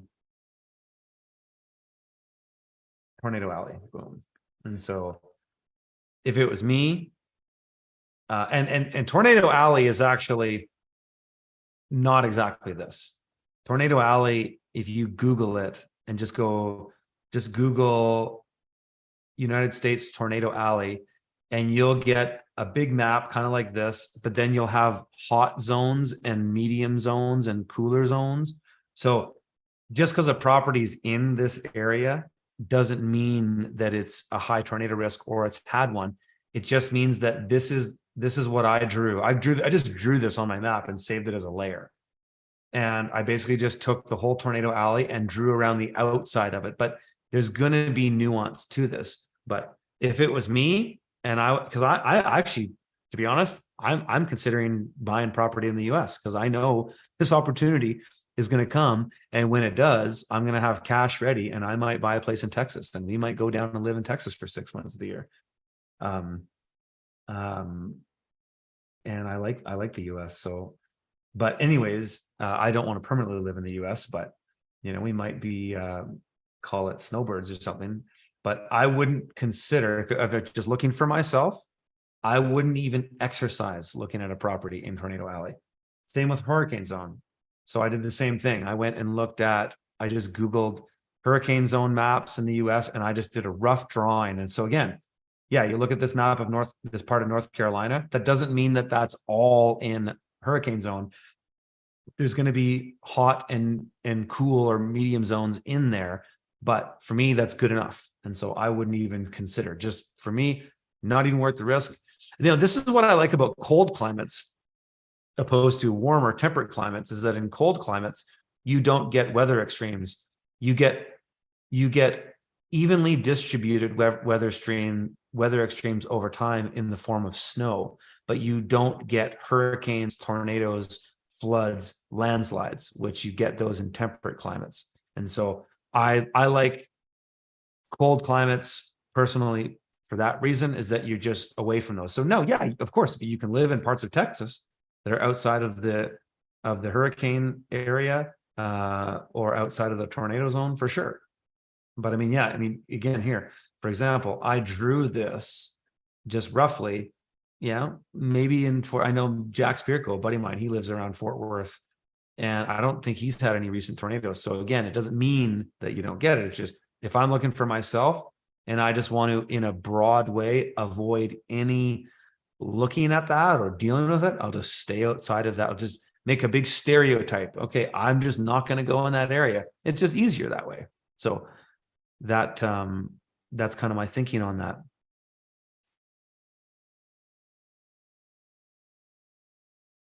And so I'm just looking at some of your comments. In general, how do you feel about lands which are more near the base of mountain ranges overall? Yes, I like that. However, let's discuss that, for example, because it is interesting. The geography in Alberta is really interesting.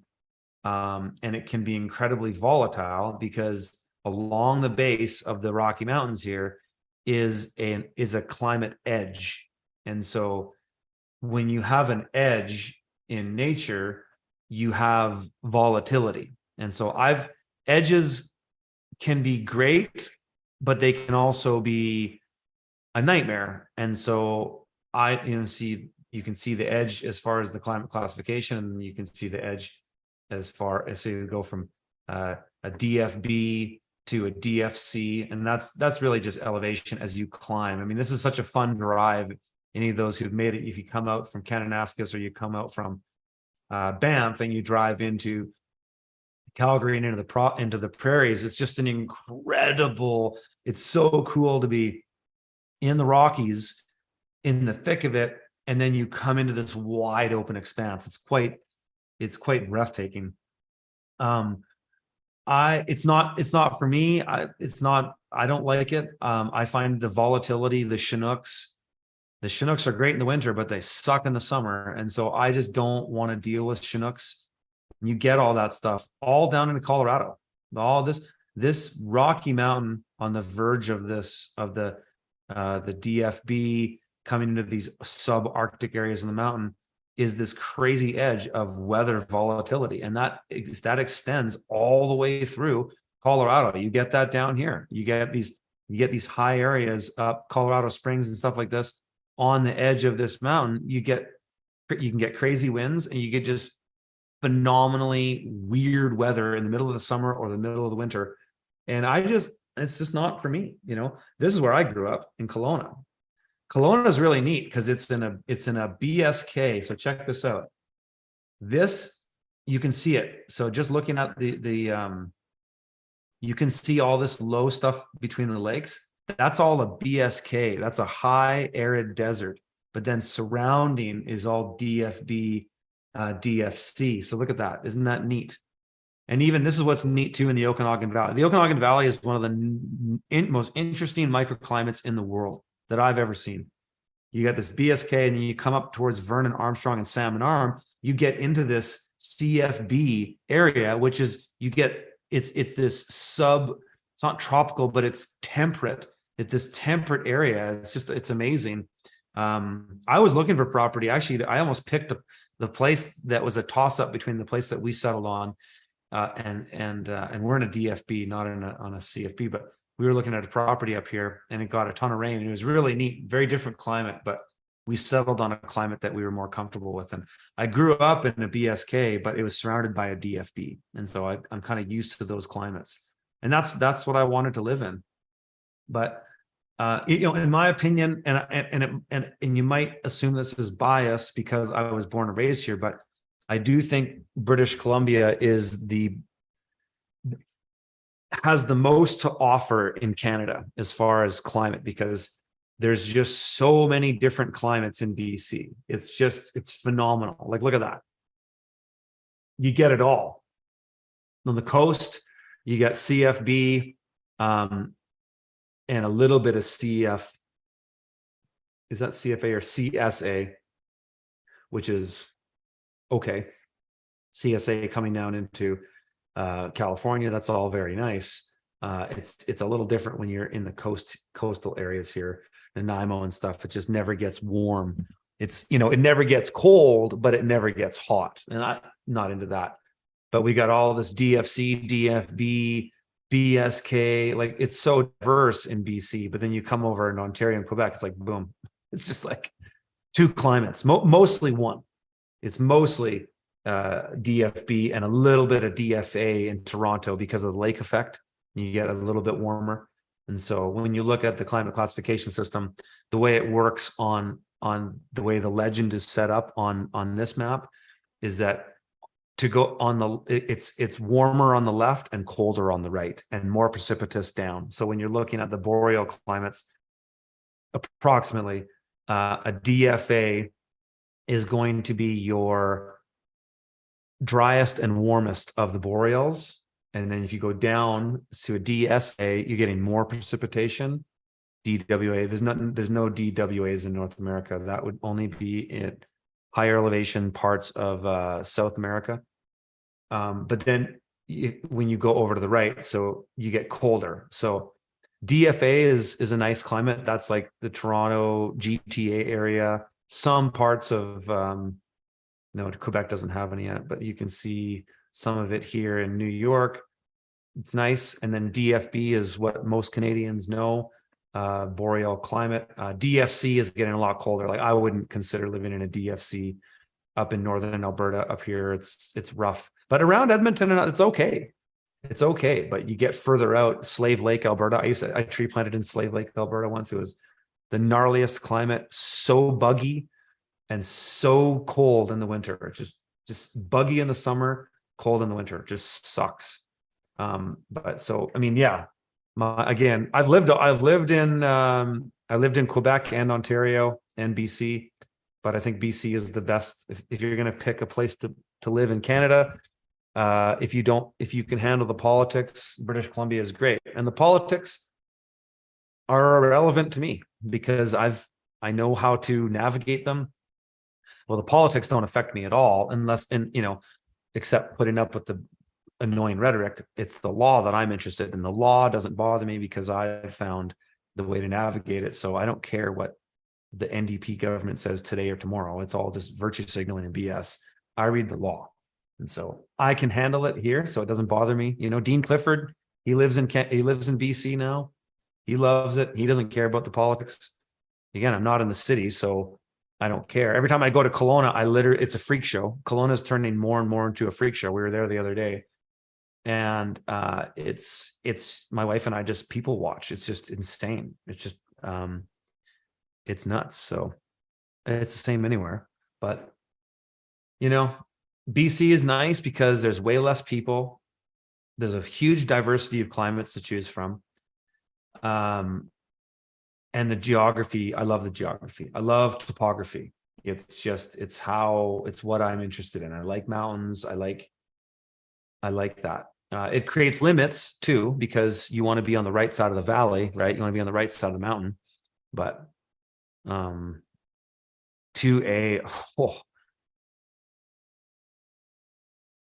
Katie says, Curtis, do you think you'll ever do a course workshop on understanding Canadian law? Not publicly, that's for sure. Maybe privately. I've thought about it. I've thought about just getting people together in a room physically, not doing anything online, and just saying, here's what I know, and here's what I know works. And maybe I'd do that. I don't know. I don't feel a sense of urgency to do it though, because I honestly don't believe that the law is going to be the thing that really affects people's life. I think the people are going to be the things that are affecting your life. Like, again, I don't even think the politics, UNDRIP, CBDC, whatever. I don't think the politics is going to be the thing. It's going to be the people that affects you. And so I think when I look at, because I want to help people, I really legitimately want to help people, and I enjoy helping people, and I enjoy helping people giving people a hand up, and then helping them get to a better place where they can become autonomous and do their thing. I want to help people do that. I get a massive amount of personal fulfillment out of doing that. Having said that, this work on the land, I think, is actually more important. And I'm saying that full circle because I got into doing this stuff on farms. That's how people know me. But then I kind of came out of the closet as a truther during the scamdemic, and people look at me, they listen to what I'm saying with that stuff, and I've been doing that stuff just as long as I've been farming. But I really think I think being on the land is actually going to be more helpful to you than the legal stuff. There's the only thing you have to really know, here's a massive red pill, and here's a massive piece of gravy that is super generalistic. But all you have to understand the law from a fundamental foundational standpoint is that everything is voluntary compliance, and there is no exceptions. If there's exceptions, it's because you consented to something that you aren't aware of, and that there's something signed that you're still under the subject to. And you have to go through sort of a chain of figuring out what that is sometimes, but everything is consent. And so and also no person under international law is obligated to work without compensation or to perform without compensation. That's right. Read Article 8 on the International Covenant on Civil and Political Rights. It's right in there. No person, and they use the term person because they're referring to citizens under the corporate fiction, right? But that is what it is. But nobody's obligated to perform without compensation. So government can only do so much to you. It's when you get roped into jurisdictional obligations that you weren't totally aware of through tacit agreement or some other kind of agreement. So Katie says, true. It's like like-minded people and building autonomous communities that matters. It is really the most, because the government is just going to keep doing what they've been doing. And that's just like getting brainwashed people to promote their crap. Right. And so get away from the brainwashed people, like get away from that stuff. And some people are assuming that I never go into towns and cities, and not because I'm telling people to get out of the cities. No, you have to use the towns and the cities for a while to get set up. We still are. We're not 100%. I mean, we're pretty good. And every year that I get into this project, I thank God that I got another year into it to prepare. but you have to use the cities, right? It's to live in the cities. That's my case, is that it's to live in the cities and to be surrounded by the social justice 2 + 2 = 5 madness. That's the thing. Cause like I couldn't, if I was living in Kelowna right now, I think I'd be going batshit crazy, because you're surrounded by it. And we go to Kelowna, I don't know, once a month maybe. And my wife and I are literally shocked every time, the amount of the freak fest, the degenerate, the amount of dudes on the street, the growth of the tent cities. It's madness. Levon says, I don't understand how you guys cope with the Canadian firearms laws and self-defense restrictions. Well, for one, Canadians have guns. Canada is one of the most armed countries in the world. Yes, they have banned. Well, no, they haven't banned. You can get all kinds of guns. Like you can get a restricted firearms license. I mean, you can get one. You can have a handgun.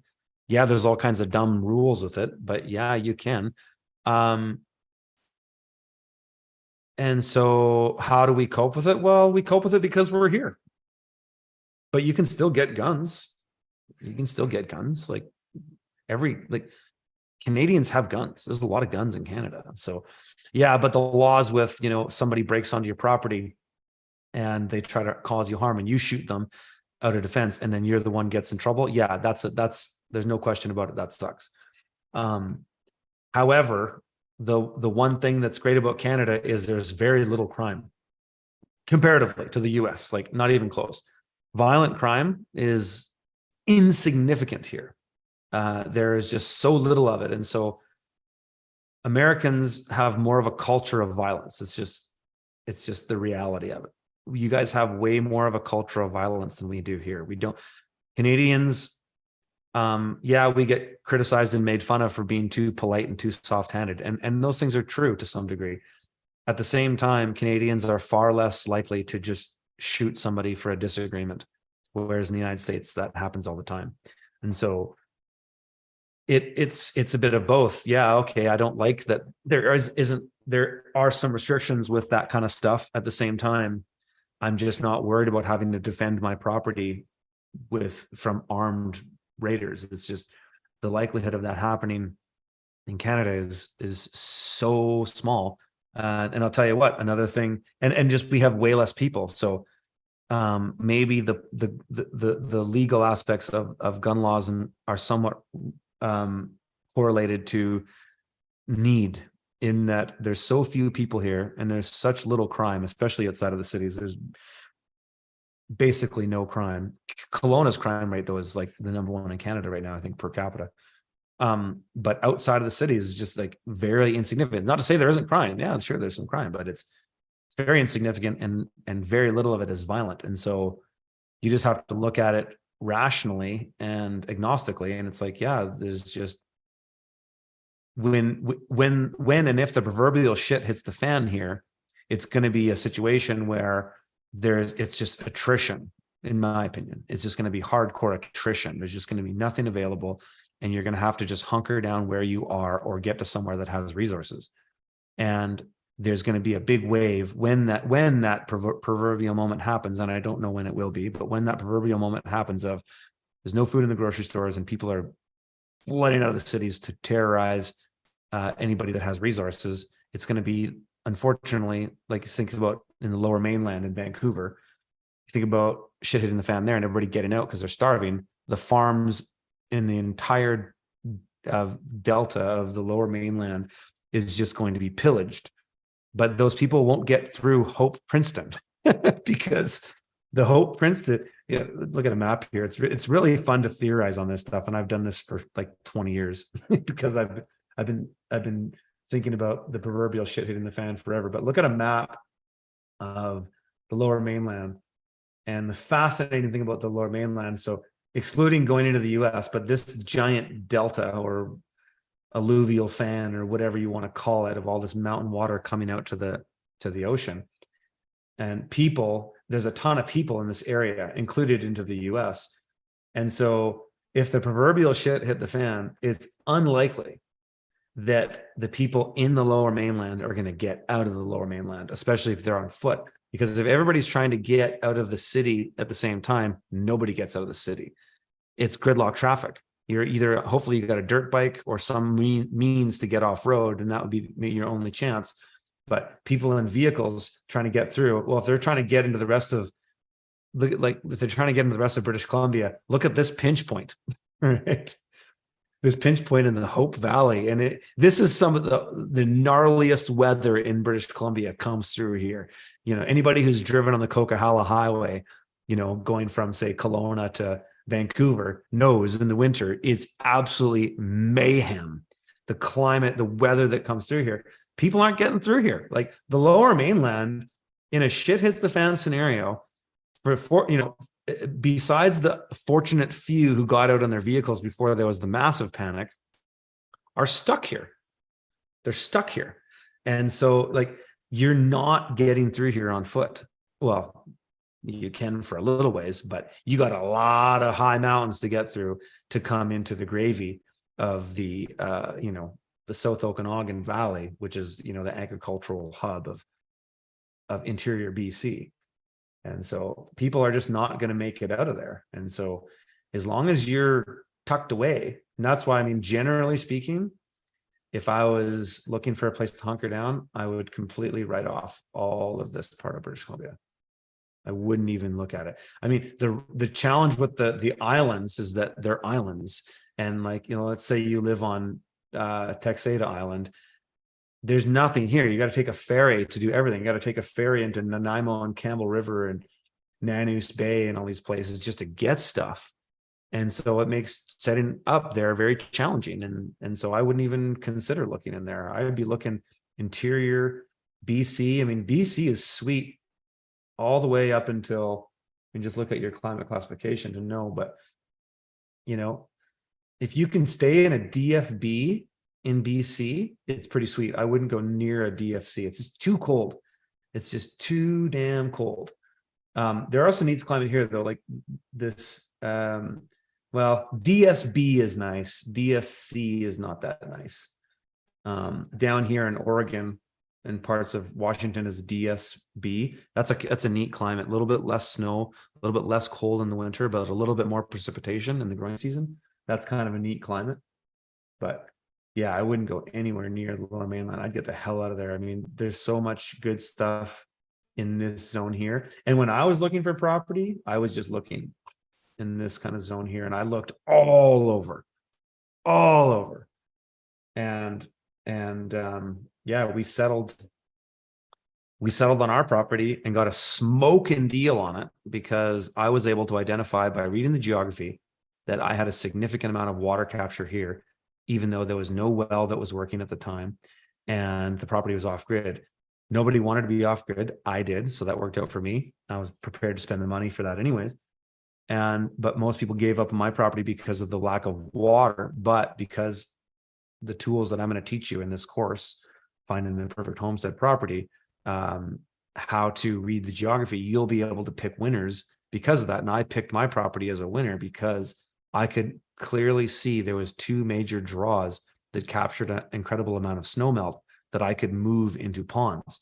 And so I knew that there was a long-term strategy for water there where most people couldn't identify that. And so that's how you get the leg up in the real estate competitive market, is that if you can read things that other people's can't, you can find opportunities that other people can't see.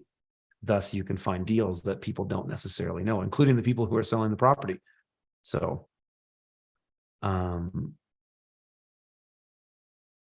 yeah. Oh, you guys getting on the trans stuff here?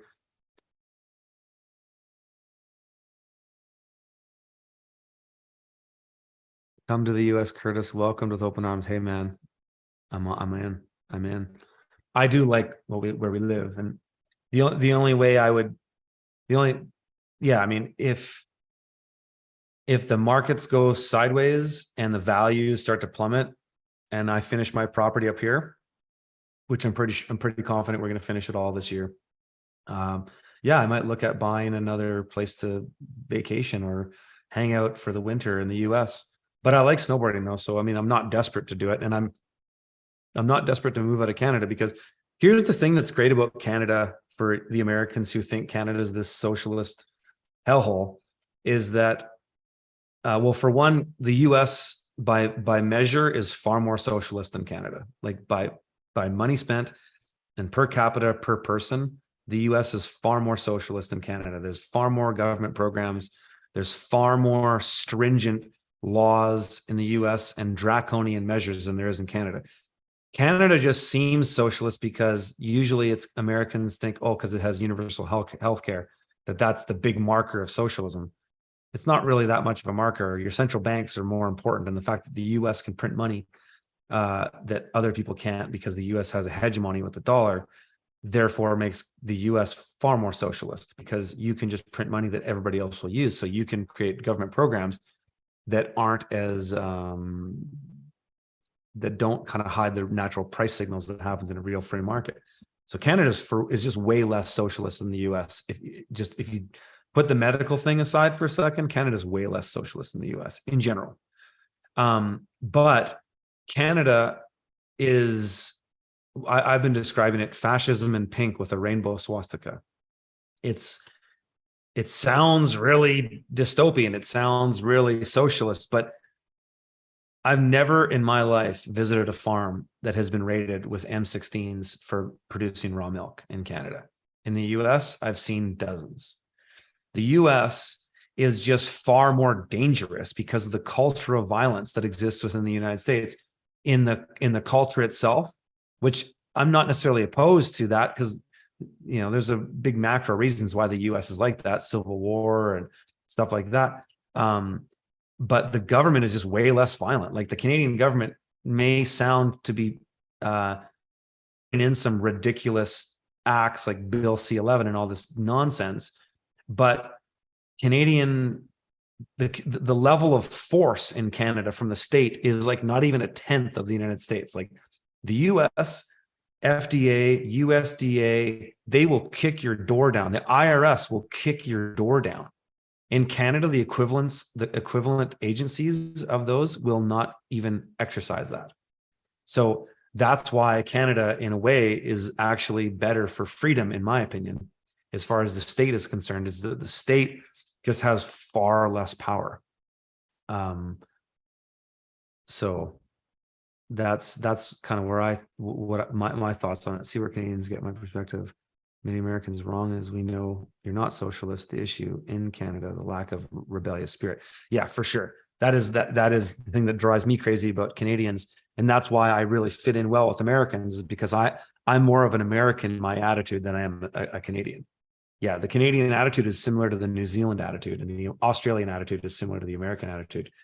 The Canadian and New Zealand attitude is very, it's kind of like sit back and let things kind of do their thing. Whereas Americans and maybe Australians are more like, hell no, fuck you. I'm not doing that, And so, yeah. Yeah, well, taxes are voluntary, brother. So, I'll let you figure out that. I'm not sitting here telling you how to figure that stuff out, but there's a lot of people that have figured that stuff out. My dream is to live in BC, but politically not going to happen. So who goes first, the US or Canada? I don't know. Probably the US. And if the US goes, everybody goes, because that's the thing. If the US goes, Canada goes with it. If I couldn't see Canada collapsing before the US. Our banks are so much more stable.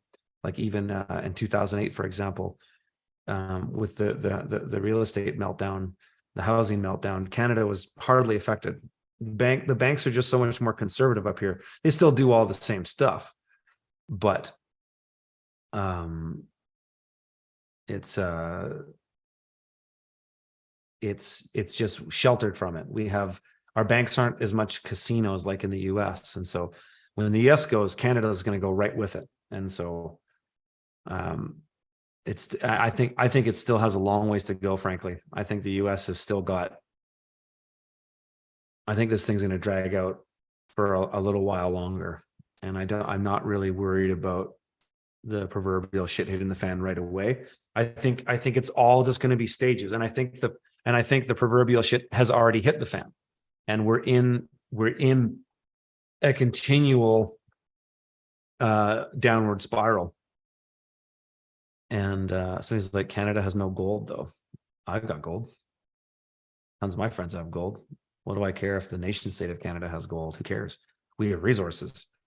That's why Canada is such a rich country, is that we have so many resources and so few people, and resources that everybody in the world wants. So that's how they have value. Hi, sweetie. Freedom is like, can you do what you want, when you want, and how you want? Yes, I 100% agree. And I would say that that's exactly how I live my life.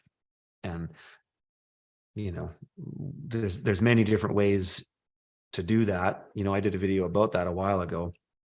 So there's a lot of options for people in Canada and the US. But the thing that I like about Canada and the US is that the Western law tradition allows people to use the systems in that Western law for our benefit. And, you know, billionaires certainly have an advantage there, but you can be like myself or Dean Clifford and folks who have figured things out in the law.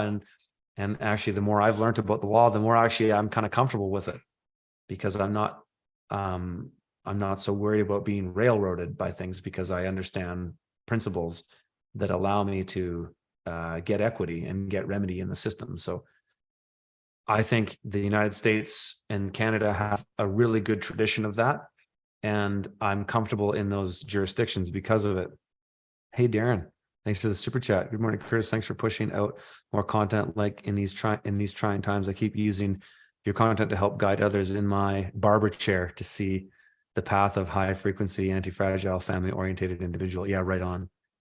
My dad was a barber, and that's how he met a lot of his friends. But yeah, totally. And I think in this time, I mean, it's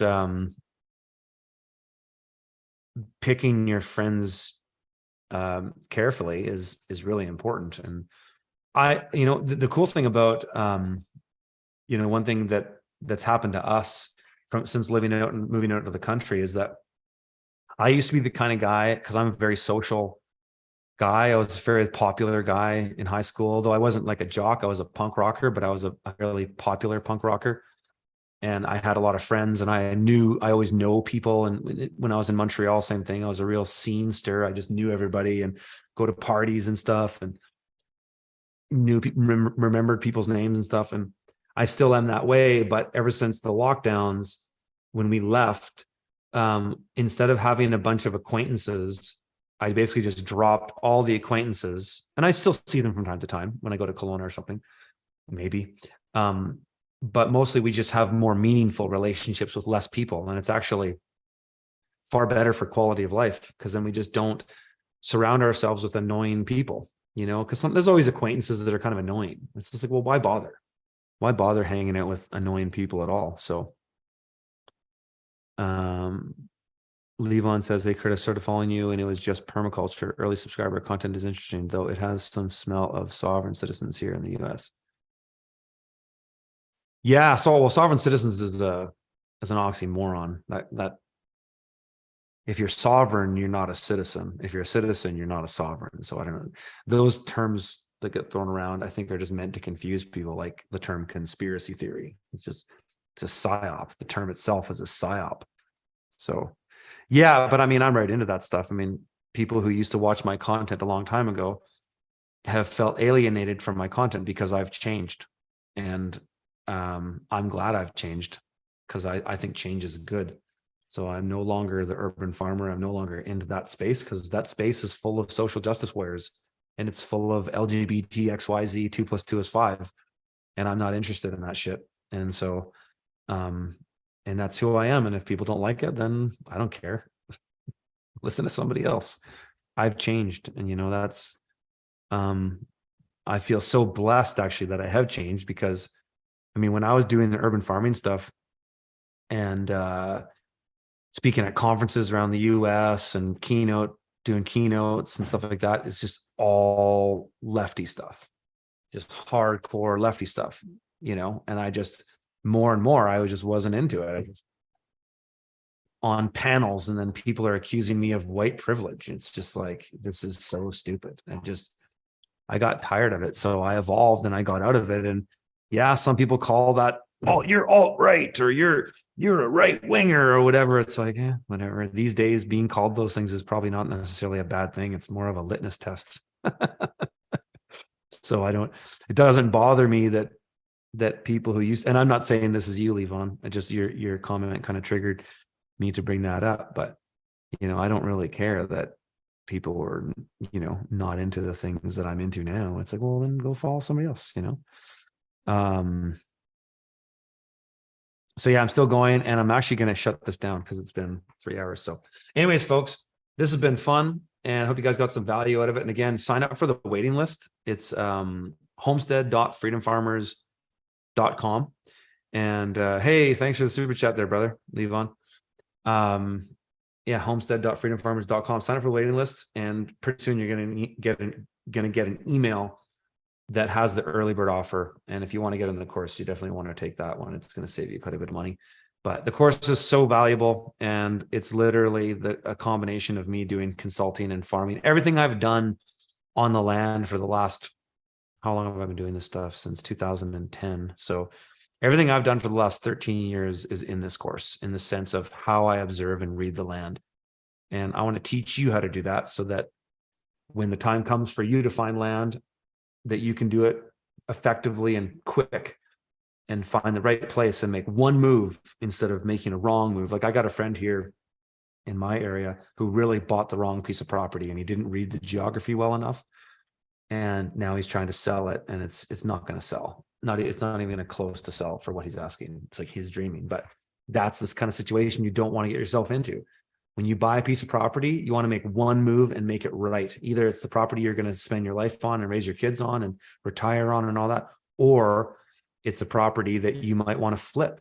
And, I'm hoping that this information can help people become consultants, because if you do something good enough, long enough, you can be a professional of it. You're just a bona fide professional. If you can help people, and you can create value, and your track record speaks for that, then you're a bona fide expert. You don't need to go to university. You don't need to learn any of this shit from some academic idiot who's just some, those who can't teach, right? People who just talk about stuff. Like, you can just learn this stuff yourself and just do it and get good at it, and people will value that. And so, you could take this course and eventually do this enough that you actually become so good at it that now you're consulting, or maybe you're developing properties. There's so many ways you can go about it. Hey, thanks for the super chat, Zia Moon. Love you, Curtis Stone, and your family. How do you feel about prepping your children for future mates? Worried that my children will have a hard time meeting peers that understand. That's a really good question. And I don't, for us, it's not an issue, because we have a fairly large social circle that we're in, and our kids actively spend time with other kids. So I'm not worried about that. We're not isolated. Everybody assumes that we moved out to the sticks, that we're isolated. It's not the case. There's a lot of people that have come out to our area here, and we have a very, very good community. And so I'm not really worried about that. I think it'll actually get easier, is that once the bifurcation, because right now, what we're witnessing right now, I believe, this is my observation, is that we're witnessing the preamble to the great bifurcation that's coming. And the bifurcation has already begun, right? It started with the masks. And before that, it was wokeness. Wokeness was really driving people a wedge in societies. Some people saying, yeah, I'll go along with this. 2 + 2 is 5. Men can have babies. 6.5 foot tall man with a penis is in the girl's bathroom with my daughter, and that's okay. 2 + 2 is 5. And then the people that say, hell no, I'm not doing that. So that bifurcation started there. Then you added the masks and the shots, and that madness that widened the gap even more. So I think right now we're in a time of, think of it as sort of like Noah's Ark, where a lot of people are building their arcs in preparation for a greater bifurcation that I think is going to start happening more with the crime rates in the cities climbing. And then once we have the next little economic event that makes things more interesting, that bifurcation is going to make the sides of the bifurcated just more clear where you are. So, and I don't know how that's physically going to play out. I know the cities will be the woke places, and then the countries will generally be the not woke places. Of course, there'll be exceptions here and there, as there are. But I think the lines will be more clearly defined, that meeting people on your side will just be easier because that's just who you're surrounded with, because you've chosen to get out. And so I think that's what people will be faced with, is that, you know, it's, yeah, it's just going to be a reality. So kids in the country get a better understanding of who they are.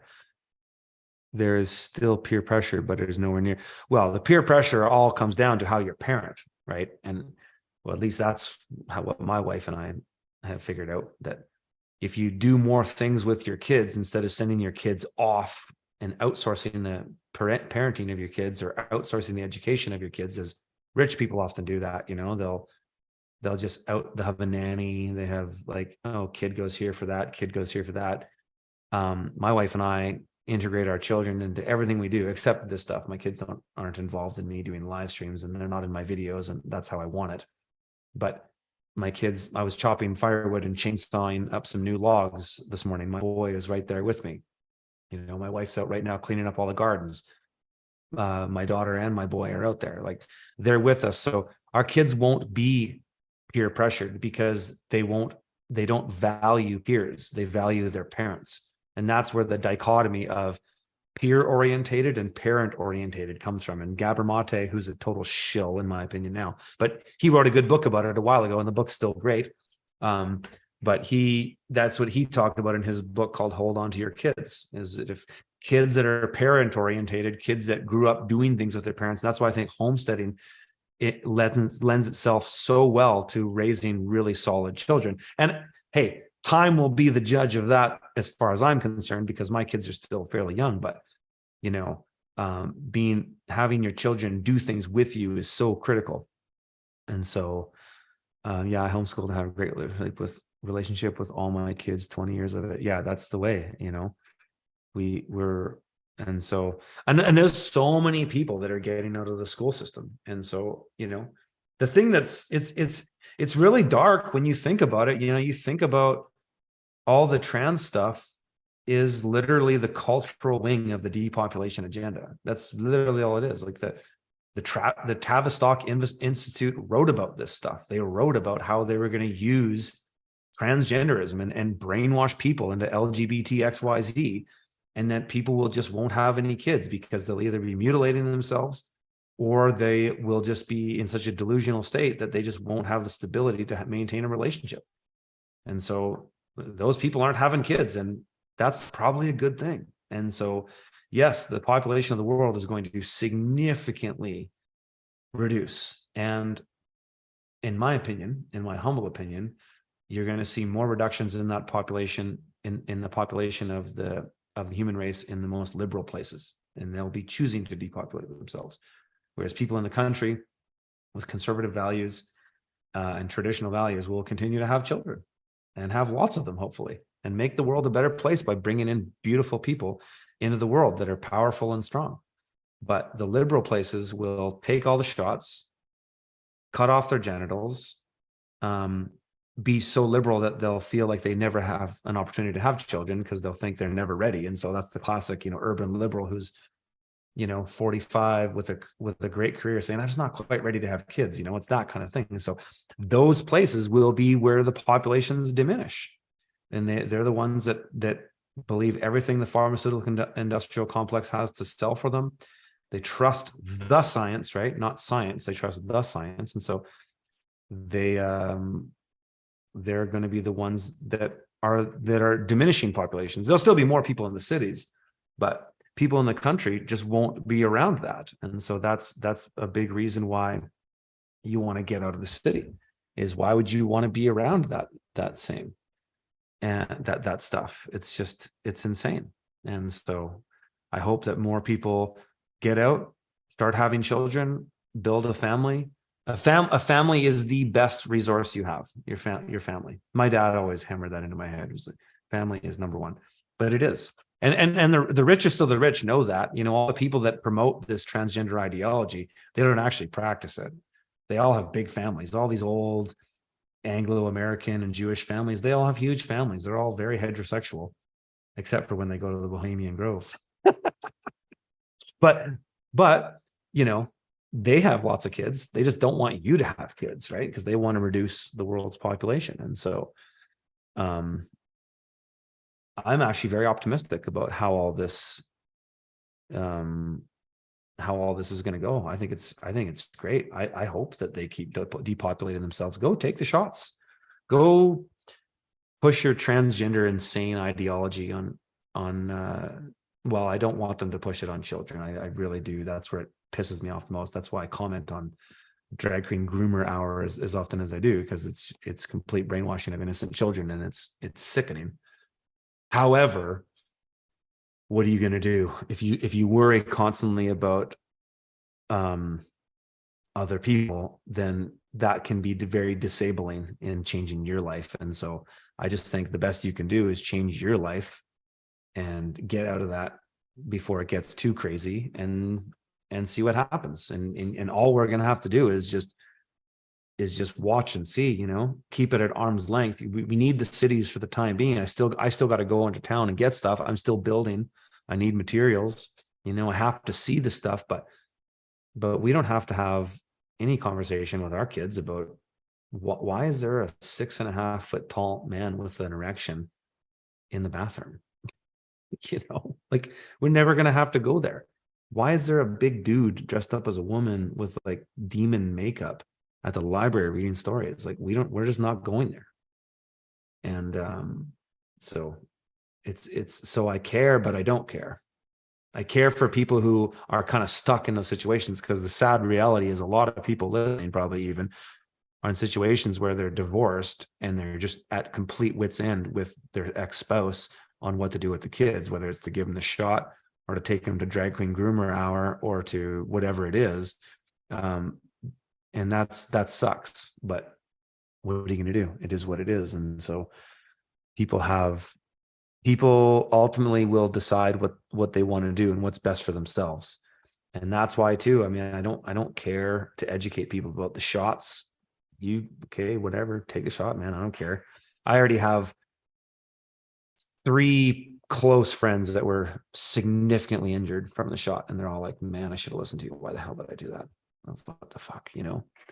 And now they're permanently injured from it. But hey, they trusted the science, right? And so people just don't understand how the system works. People don't have a macro perspective on everything. So Hummingbird Ranch says, like you said, it's all voluntary. And if you put your kids in those situations, then you're consenting. Exactly. Like, if your kids are still in public school and you're agreeing with things that I'm saying, get your kids out of school. Don't even worry about the education. The education is worth nothing. It's shit. High school is worth nothing. You can test into any university without high school education. You don't need it, right? You don't need to do any of that stuff. And so it's just not worth it unless you're at some school that, you know, there's no woke stuff. But the woke stuff is getting so subversive and so dangerous that, you know, this can devastate a child's life forever, to make that kind of decision to go on hormone therapy and be a pharmaceutical customer for the rest of your life. That's the one thing that's so funny about the left that are into that stuff, is just like, when I was a lefty, we were always criticizing big government, big corporations, and the revolving door of corporations, CEOs into government. We always criticizing that. And it's just so funny how over the last 3 years, all these lefties who were criticizing that for the last 10, 20 years signed up for the pharmaceutical industrial complex and just said, hey, they must be doing good. You know, it must be good. So it's funny. Where's a good source to chat with like-minded people? I don't know. Places, offline, real places. That's what I say. Yeah, John Taylor Gatto, absolutely. That if that doesn't make you wake up to the insanity of the school system, it's I don't know what will. So, well, we have it in from the field, guys. You're talking about community. I mean, there's well, and we're completing that feature is going to get a huge upgrade very soon. It's all in beta right now, but we have a huge the from the field platform is going to be a way to do it. I mean, people are in there because there's groups and stuff. So people are connecting, but we're about to make it a lot better. So hopefully there, I mean, Nolan Benjamin's got Bertaria, there's a lot of people doing that. There's the Freedom Cells. You can check out the Freedom Cells networks. Those are on Telegram.